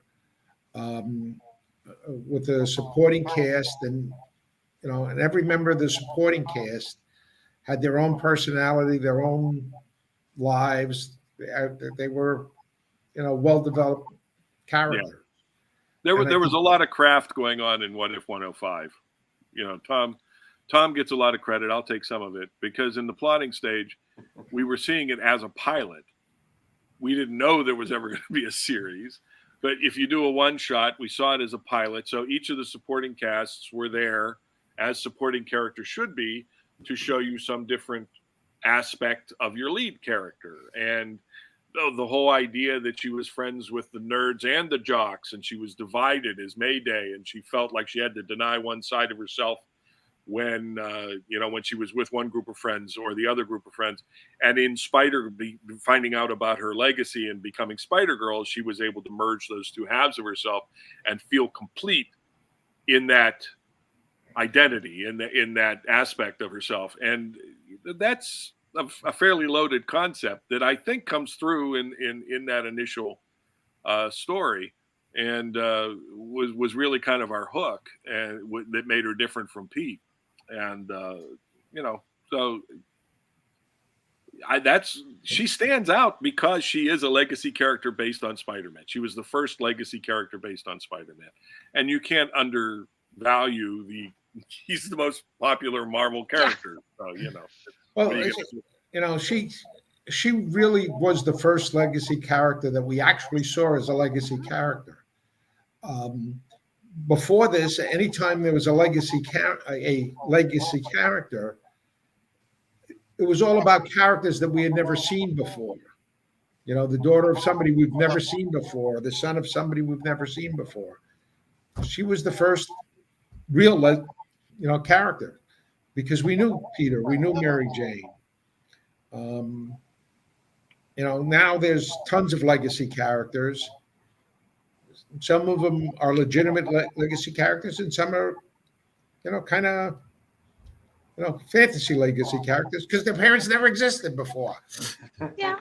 And that, and the fact that you don't really want to age your characters, so many of them, are clones or future daughters or things like that. But we were in a unique position, having done Spider-Man back in the 80s, to come back and do Spider-Girl, because for Tom and I, it was like, they canceled the series back in the 80s, and now they've brought the gang back together for a streaming service, and we're going to relaunch as a second generation and do Spider-Girl that way. And that's kind of how we treated it and handled it, and went on from there. I mean, the only other thing that I do want to mention before we get cut off here is people have asked me several times about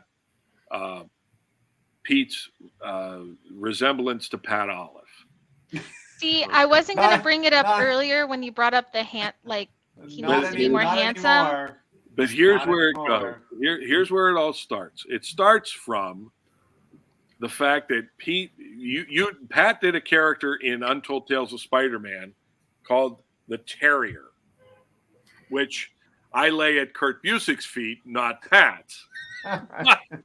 But he was supposed to be Betty Brant's ex-boyfriend, and Pat's orders on the Terrier were make him look similar to Pete, like if Pete went bad. So, And how do you make someone look bad? Give him a goatee. Exactly. So he basically was doing evil Pete, from the Mirror universe, and he did Pete in the goatee, which I thought was a really cool look, and of course made him look more like Pat. So, there are issues with the Terrier where it looks like Spider-Man's getting slapped around by Pat Olliffe, which I thought was... But when it came time to do Pete as an older, I was kind of up for ideas that would be different. I wanted something that would make him look different. I remembered back even in the 70s, the early 70s, late 60s, early 70s, they would get letters from people that are going, since Pete wears a full face mask, why couldn't he? It was when guys had mustaches and beards and all this. Well, he could grow some face fuzz. And, and they had Harry grow a Fu Manchu mustache, and things like that. And they were playing with different style things. So the idea of facial hair came up. The Terrier came up. I just gave Pete the goatee, and the little dash of white in the streak of white in his hair came from Pat. When he used to have more of it, that's where it started going gray, was in a shock in the front. And if we ever do a flash forward where Pete, where Mayday's like in her 30s or something like that, I'll have to go back to the source, and he's probably going to look like that and be wearing glasses. But all of that is true. But there was also the one thing we never got to talk about before was that character, the Terrier from Untold Tales of Spider-Man, which kind of helped spark the idea and everything. But yeah, I guess it's true. When Tom was being difficult about, please make Pete more handsome, maybe Pat was taking it personally because that's just mean. I'm retroactively insulted. All right. So now we're down to the in-universe questions. So I'm just going to kind of apologize if they get a little deep. But we tried. We tried to this is where we had tried to filter. These are the edited versions. Okay. These are the edited versions. So inspired by Russell, who sent us an email, and a couple of lovely Redditors off of Frogoat's subreddit, we got a few in-universe questions that we think would be fun to chat about. To start off, we got a lot of questions about Dark Devil. And basically it's who was the creator for the visuals of Dark Devil, first off. And then the second part of that is, was there ever a chance, Pat, is that you? No? Ron? What? Oh, the creator, yeah. The original designer. Yeah, y'all start that. Yeah. Actually, a gentleman named Rich Yanizeski came up with the main design for Dark Devil. I've talked about it on Facebook a few times. He worked for Marvel in the 80s and a little bit in the 90s, and didn't really stick around in comics for one reason or another. Lazy, I think. But anyway, I go to him for design help all the time because he thinks differently than I do.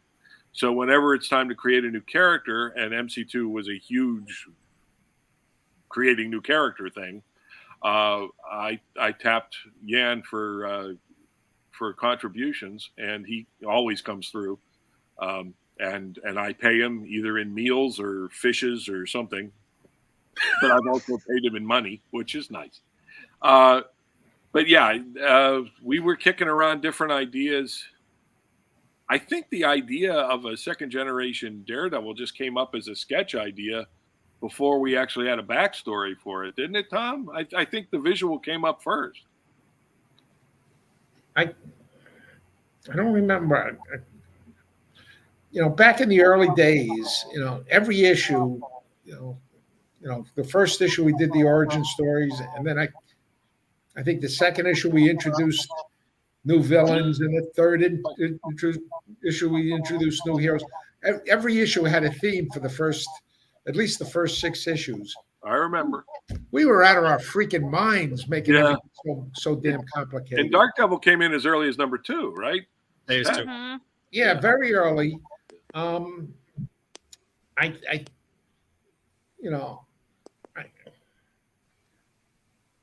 Maybe as we were plotting it, I didn't fully understand the character, but by the time it was time to script it, I already had his Bible done because I don't know how to do it any other way. No, but the visual came from Rich Aniszewski almost, I think, exclusively. I don't think I even had to make any adaptations or anything. In fact, when we did the Dark Devil 3-issue miniseries, I got Rich to do I wanted him to do the covers, but they ended up having to be done faster. So I got him to do a pinup for the last issue, I guess, or the first issue. I don't know, that Al Milgram inked, because he inked the miniseries. And that was, to thank Yan and to make sure he got some recognition for it. And I talk about it openly because a lot of the characters from the Thunder Guard were designed by Yan. The bunch of villains, Ion Man actually came from an idea that Yan had for a second generation Iron Man, drop the R and play with his powers and all that kind of stuff. And I love the design so much that I used him as a bad guy in A Next. So he's been a huge creative influence on me and a great creative resource for MC2. And then the backstory, the convoluted backstory, could only have come from the twisted mind of Tom DeFalco. Which brings me to the next question, which is a lot. This is more just ultimately this is coming from people want to know, was there ever a story idea where Riley finally kind of told Mayday, or Mayday finally found out about, his lineage and who he's actually related to? Because that was never something. Go ahead. We never got around to actually doing it on panel, but we do at some point, much later on, I think during the Spider-Verse stuff, one or the other refers, either Mayday refers to Riley, or Riley refers to Mayday as Cuz. Okay. So they obviously had a talk somewhere. He's a chicken shit. And basically, Tom's belief is that everybody who wants to see that scene,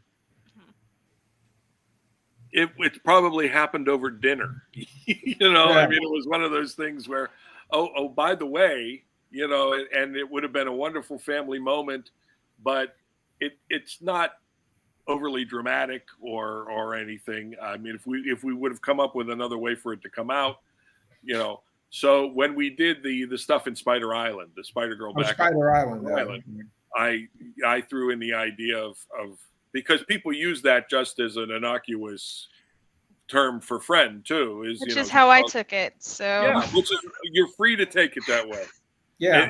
Until and unless we actually show a flashback and or the scene in current time where it happens, you are free to believe that was just an innocuous nickname. You are free to believe whatever you choose to believe. It's the same thing with, people say Steve Rogers lifted the hammer.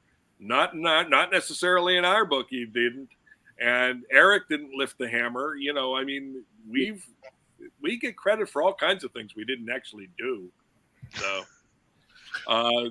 if we ever get a chance, another crack at Spider-Girl, there's a chance that if the right story comes along, wherein that denouement would play a really interesting part in the story, that we can come up with a wonderfully dramatic way for them to find that out. But I mean, at this point, every fan knows it. So why is it so important to show it? You all know it already. Well, I think it's just because everyone loves. I think it's mostly everybody loves Dark Devil, and they just want him to be happy. Like have one nice thing happen to him. No, Hell, he's no. That would ruin the character. he got to jump the line. I mean, come on. Why should he be happy when the rest of them are miserable? According to the convoluted origin, he's just a kid who jumped the line, and now he's working at a law firm, for crying out loud. Yeah, really. Yeah, I mean, come on. The heck with him. I love Dark Devil. Tom likes to share the pain with at least some characters. Yeah, come on. Speaking of pain, No. sorry, Zach, I can't. Just we got way too much. More just like outrage for April. April is very well loved amongst newer, like younger fans. As well, she should be. And the best question we could come up with after everybody just kind of getting on to like really wanting to know why Peter hated April, which I mean it feels obvious there, and he didn't hate her, but No, you know, he didn't. is how difficult was it to make her distinct and kind of stand out amongst the other symbiotes and Clones. We're not Marvel editorial. You can actually say the word clone. Do I want to? Though? Well, we finally said it in Amazing, yeah. We did. True. Well, that's what we had to do is make her stand out. We wanted our readers to care about her, so We didn't want to do it otherwise. Yeah. You know, I mean, it was there was a lot going on in the title at the time. They were doing Brand New Day in the regular Spider-Man title. And we had an editorial request by whoever our editor was at the time. I think it was still Molly, but I'm not sure. It was no, Tom. it wasn't? Was it? Okay. Molly shows up right, like y'all are hinting at April, like that's when she leaves. And Oh, Tom well, then comes it was in. probably still her idea, because what we were told is they were going to do Brand New Day. That you're going to do Brand New May. Oh. And Tom said, we came up with Brand New May.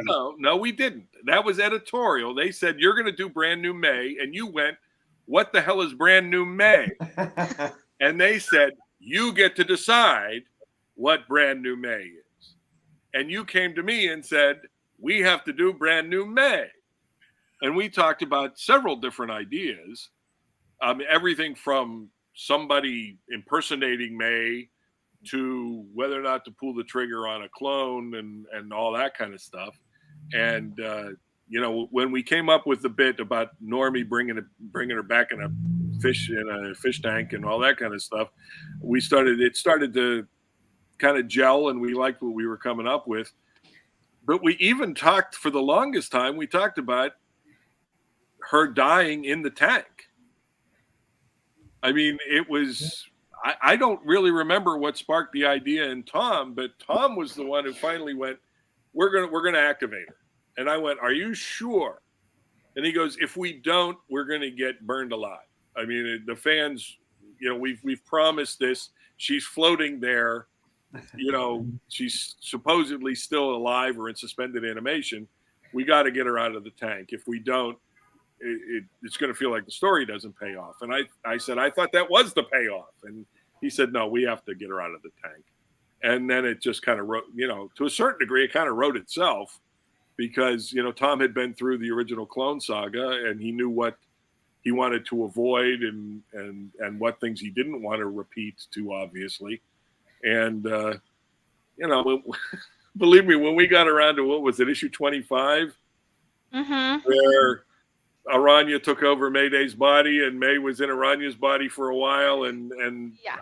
I wasn't even following what the hell was going on. That was a bit of a rough issue to cover. There was a lot.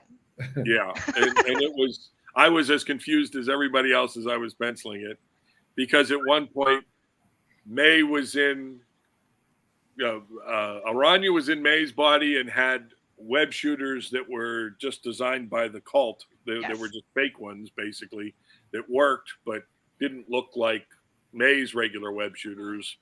And and yet you still had April running around, and she had organic, so you didn't have to show the web. It was craziness, and I didn't know what I was drawing from one page to the next, and Tom was steering that boat, and ultimately very well. But thank God he was steering, because I was lost. She has a large following. Well, I'm glad. I mean, by the end of it, you know, I was very fond of her and felt for her, because you know, May even kind of gave her a bum rush way too often. Yeah. I mean, she didn't ask for what happened to her. Let's put it that way. Yeah. And the interesting question for me is, does a clone have a soul? And we found out she did. She did. Well, we ultimately found out Ben did too, so it makes sense that.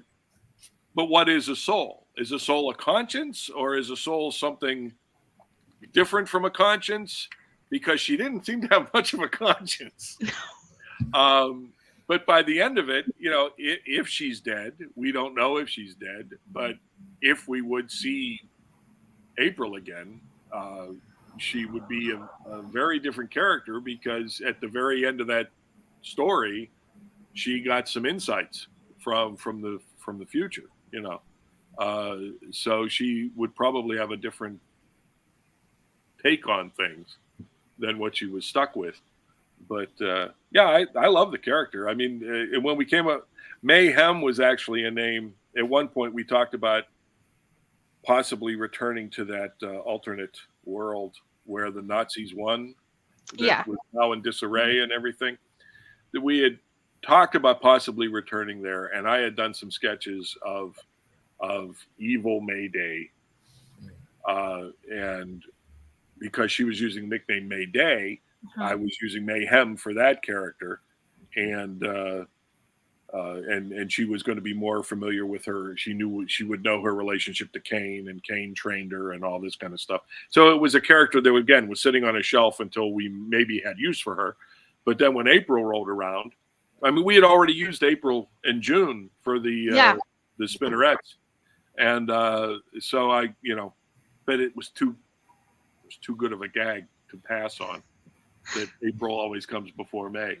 So we did that, and Mayhem. Tom, it was genius in the dialogue, where she was insisting she wasn't Spider anything to Man Mountain Marco, and she went and she started to say, "My name is May Parker," but she said, "My name's May." And it's Mayhem, that kind of thing. And the way he put it in the captioning just worked perfectly. So there you go. But yeah, we loved her. I mean, by the end of it, I didn't want to see her go. She had, you know, she kind of had a heroic ending when you think about it. You know, we took her through the dark times first, but that's a good character. You know, I think it's because she had such a great redemption story at the end, that's why now a lot of times it's people wish there were ways she could come back. There are ways she could come back. There's always ways they can come back. They never saw a body, you know. This is true.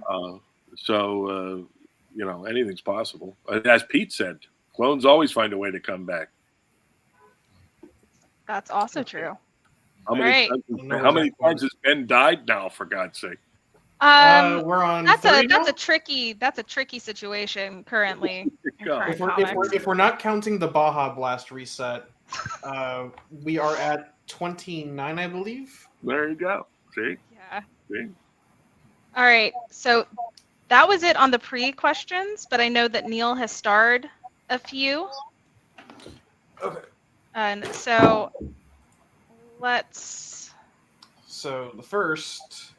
I'm gonna let you run it, Neil. Oh, okay, cool. You were about to just do it, so just go. Okay, so Radiac asks what you guys were setting on May's villains, making them stand out from the classic villains. Like what separated them from Peter's Rogues Gallery in terms of making them stand out. They're newer. Yeah. Most of the villains weren't second generation necessarily. No, Most of the villains were original concepts and stuff. Right. We had our own electricity guy. That was really Right. the only one, I think. Yeah. Yeah, pretty much. That was pretty much it. Yeah, they were all kind of original to the series, and so they really didn't have any echoes back to his original Rogues Gallery.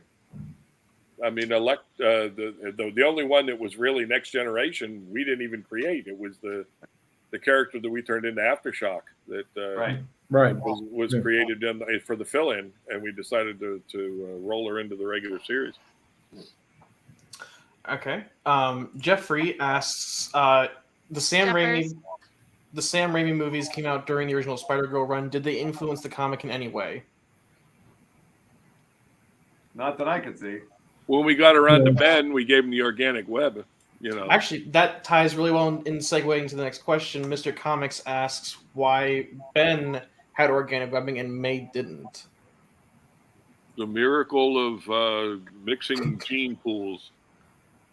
That may mean Mayday has a little bit more of Mary Jane in her than Ben does. And okay, Pete has a slightly more dominant DNA in Ben. It may just be from the male-female thing, And hi, Jeff, by the way. I've been reading your comments here and stuff. Zach, I guess this is yes. hand it back over to you. Yeah, no, sorry. My computer decided to take a complete crap. In the comments, they're talking about taking a GoFundMe for your computer or something. Yeah, it's on its last legs.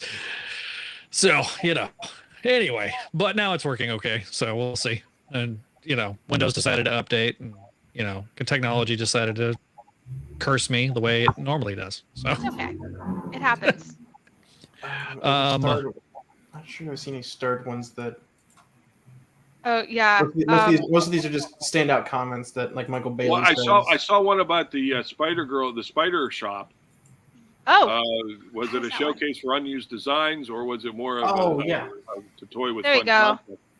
Concept? A little bit of both. Some of the designs that show up in the Spider Shop were designs that at one point we were trying to come up with commercial ideas because, we were circling the toilet one more time and all that kind of stuff.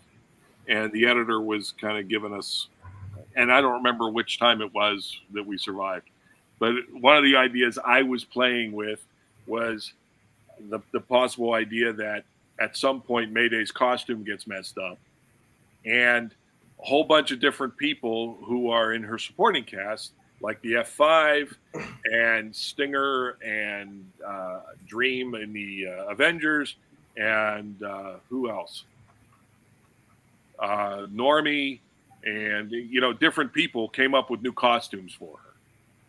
So we could kind of do a version, not of Identity Crisis, but she would be trying on different costumes and the fans could vote and blah, blah, blah.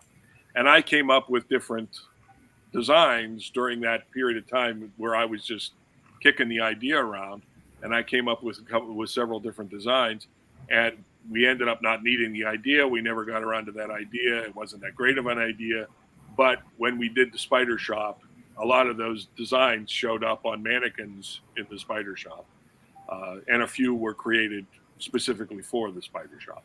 But, which brings up one of my times when Tom and I, being the perfect team, didn't communicate clearly because we're almost of different generations. We're 10 years apart, so we're almost of different generations. In the Secret of the Spider Shop issue, when Mary Jane and some of the other women from the town are trapped in the storeroom, and they all decide to put on Spider-Girl costumes to confuse the villain, and then and to give Mayday a chance to change into her costume, and Mary Jane's running this whole thing. There was a scene where they break out of the room, and in my liner notes, Mary Jane says, "Spider friends, go for it," which of course was a callback from the old Spider-Man and His Amazing Friends, and I thought the fans might get a kick out of it. Tom apparently never watched Spider-Man and His Amazing Friends because he was out having a life, And so he changed it to Mary Jane saying, "Spider friends, go, go, go," which is not a callback and doesn't mean anything. and it's bothered me for years. Well, you got it off your chest. This is cathartic. So wait a minute. So Tom, darn it. Oh, hang on. We need to bring in the. Yeah, there we nice. go. There we go. I lived up to my promise. I put everyone in the right order this time. All right. Oops. Well, oops. Oops. Yeah, there's been a few oopses. We've miscommunicated once or twice. One time in Thor, we created a character named Earth Lord that was part of the Earth Force. Was it Earth Force? Yeah. Yeah, Earth Force. And Earth Lord was one of the characters. And I named two of the characters after friends of mine from art school, Kyle and Pamela. And he couldn't read my printing, and he thought it was Tyle, Tyle, and that's how it appears in the first appearance.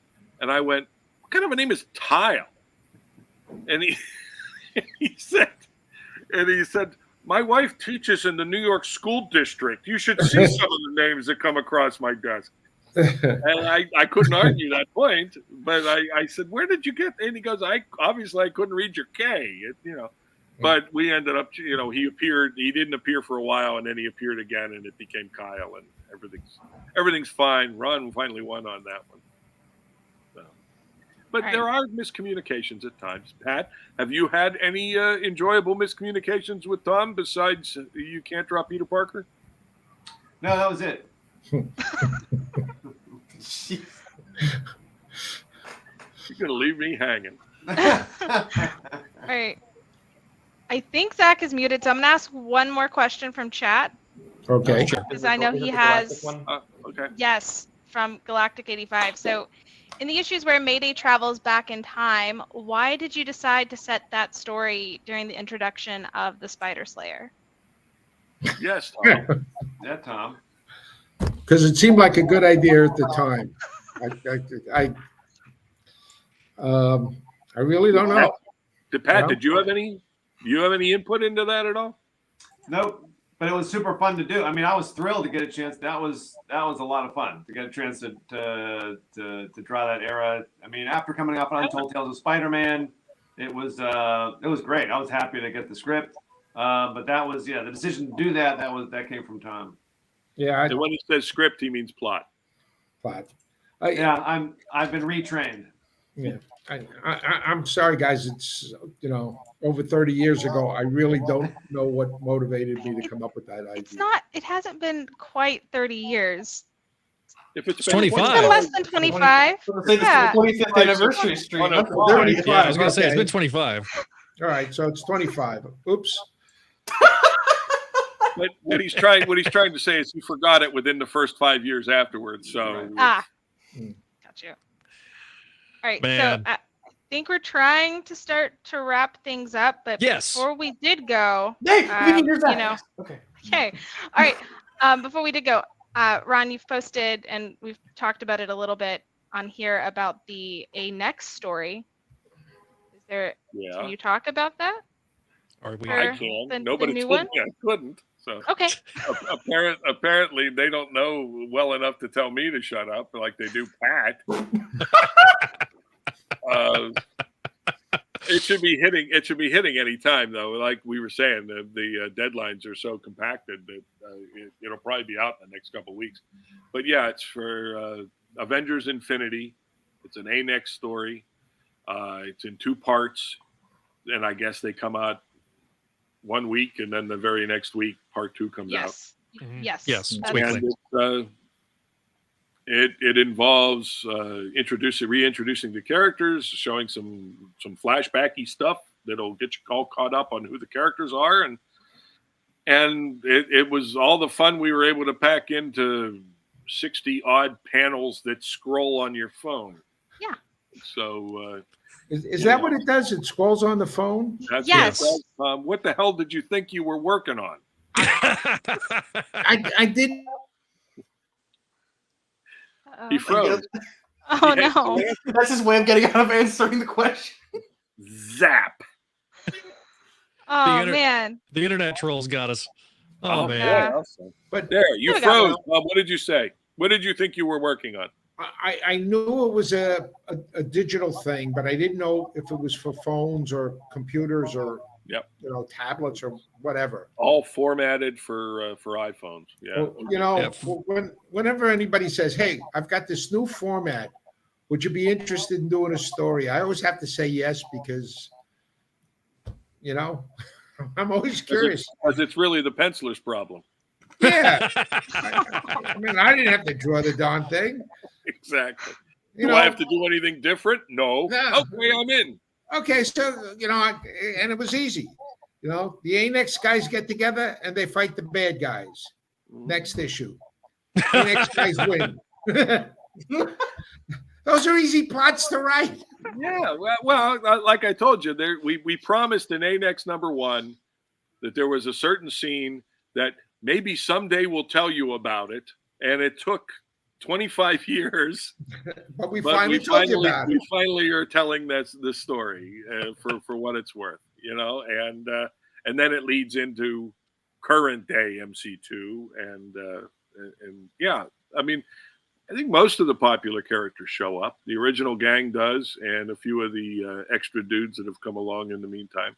So yeah, and and it starts with J2 and Blue Streak. Yes. So come on. It's always fun. Well, Can't wait to cover it on the show. Yeah, I just hope. Tom's favorite guy to bring in all the time is the one he created with Ron Lim for J2, Saberclaw. Yes. As a member, and so he appears, and I think that's it. Really, it's Kevin as Thunderstrike, American Dream, Stinger, J2, Blue Streak, and Saberclaw in the present day stuff. In the flashbacks, it also includes Jubilee and Speedball and Jolt as part of the team from that original Guardian adventure. Okay, so no Erica Harkness. No. No, she's That was later. Well, yeah. she's gone now. I know, somewhere. but flashbacks. F in the chat. No, she hadn't joined yet. Oh, okay. That's right. Flashback to right after the first adventure. Okay, So that's right. That's why Jolt and Jubilee and Speedball are still there, and then and then, so it's it involves what happened on Asgard after that initial adventure, and then the present day stuff ties into that. All right. I'm excited. So what You want else? a very serious story that discusses the importance of life and liberty. This ain't it. Oh, okay. If you're looking for some goofball fun, you'll enjoy this. That's what A-Next was always about. At its best, A-Next was about family and teamwork and things like that. And we do meet some other characters from Asgard And their families. in their families. Yeah, Tyrus and Uruk, the Uru monster, are from our past. Oh, you ruined the big surprise. Oh man! No, I didn't talk about the new character. So it was fun. I mean, if you guys want to do something about it later, it would be fun to talk about the new character, because it was a character that something occurred to me as far as the Asgardian trolls that had never been touched before in all the years of Marvel's Thor and Asgard and trolls. And it was quite genius, wasn't it, Tom? It was genius. I may have to take the legendary. I may have to take the legendary status off of Tom because, frankly, it was genius. So. I mean, if it is MC2, we will cover it. So yes, it's now tacked on right up under the Spider-Verse Unlimited Spider-Girl story. Before we went live, I still have a flip phone, so I ain't gonna see it on my phone. I mean, there are ways around it, but we'll see. We won't talk about I haven't seen it lettered yet. Have you seen it lettered yet, Tom? Yeah. You have? Okay. Because they didn't send it to me lettered. Oh. I got the colors. I got the colors. I got the fixed colors, but I didn't get the lettering yet.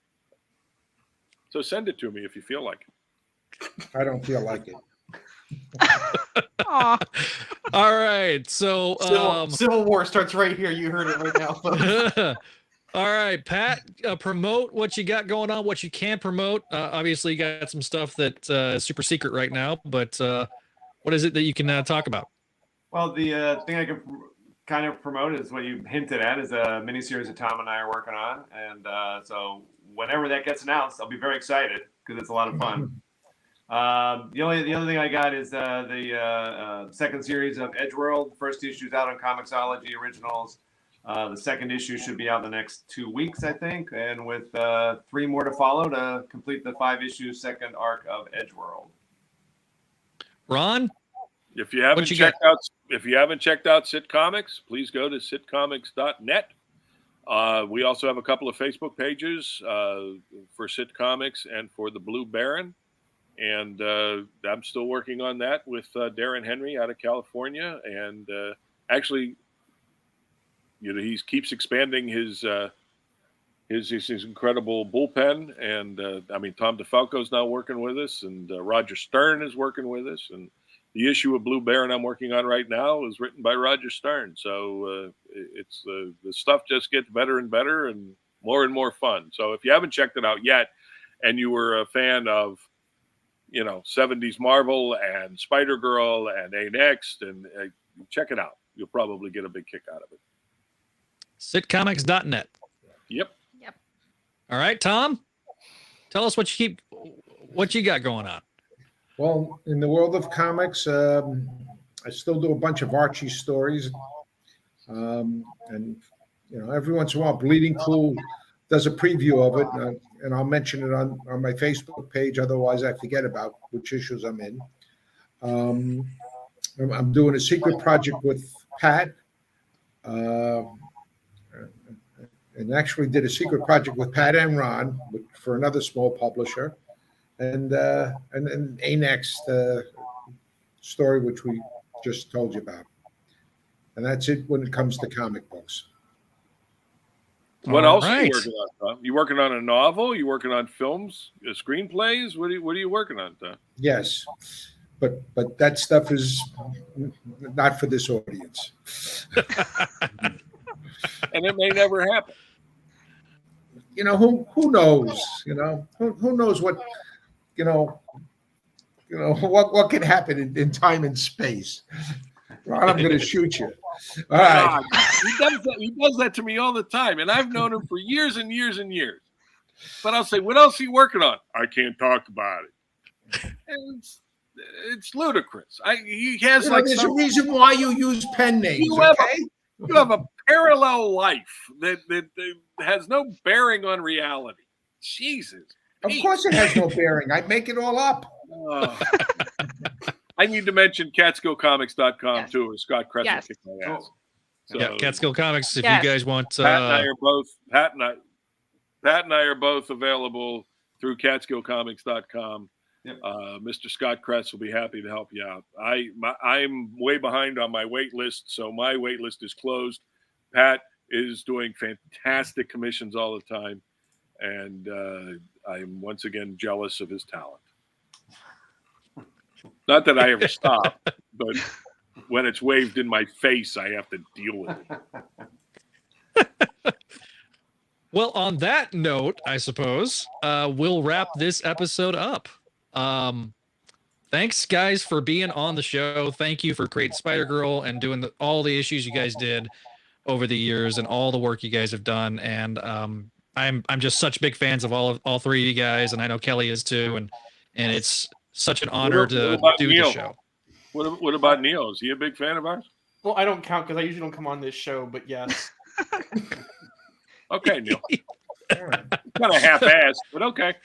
And listen, I always want to say on these things, thank you guys for doing Make My Mayday and for keeping the torch burning. The only reason we're talking about this thing 25 years later is because people like you are still enjoying the work and still keeping it alive and out in front of the public. So thank you very much. Yeah, thank you very much, guys. Yep. Thanks, guys. I just never grew up, so. Well, None of us did. None of Hey, us lady. is right. hey, lady, you're looking at three guys that got you beat something fierce. Oh, we have two Zachs. Okay. We have two Zachs now. Oh, there he is. Oh God, they're His multiplying. frozen picture. Yeah, One of them be gone, JPEG. he's gone now. But anyway, thank you guys so much. No problem. I'm Thank you. hoping. Okay, you want me to, Okay, you he's want on me to mute. Let me put the graphic. Okay, Zach, you're muted. Hopefully he can fix it. Yeah, he so can we can unmute. we I can figured sign out out. Unmute. Okay. Can you guys hear me now? There you go. There we go. Thank your But- Patreon people again and get us out of here. Because I'm having all sorts of hell tonight. Okay. Turn it up, Zach. I don't think his mic's working. Zach, do you want me to roll the outro? Kelly, do you want to do it? I don't know. This isn't my show. I don't. He didn't finish the notes for me to do this, but again, thank you guys so much for coming on. Sure. From the bottom of my heart, I really appreciate it. As always, I'm always nervous and excited and amazed that I get to talk to you guys. And with that, I think, Neil, you should go ahead and roll us on out. Next episode will be the end of the amazing Spider-Girl run. We're going to go over to the last 3 issues, but then we start Spectacular. All right. So we're in the end game now. But yeah, and with that, let's go ahead and queue up our Patreon and say All goodbye. right. So to start, once again, our Patreon is patreon.com/SpideyDudeNetwork, and we're going to thank our patrons once again: Venkman, Scott, Greg, Keeger, Master Draymond, Phoenician, Kale, Georgia, Jessica, Catherine, Cindy, Jorgen, Laura, and Ed. Thank you guys all so much for your contributions, and you can reach out to us on Facebook at Spidey Network, same as our Instagram, and also KMC Daniel at 28. That's just, we need to take that off. That's my personal Instagram. That's true. But you can find us on YouTube at the channel you're watching right now, Spidey Dude Radio Network, and on Twitter at Spidey Dude Radio. Anything else, Kelly? Or That's well, always like, share, and subscribe. Give us 5 stars and a good review on iTunes. all right, everyone, have a great night. All right. Good night, everybody. Good Good night. night. Bye.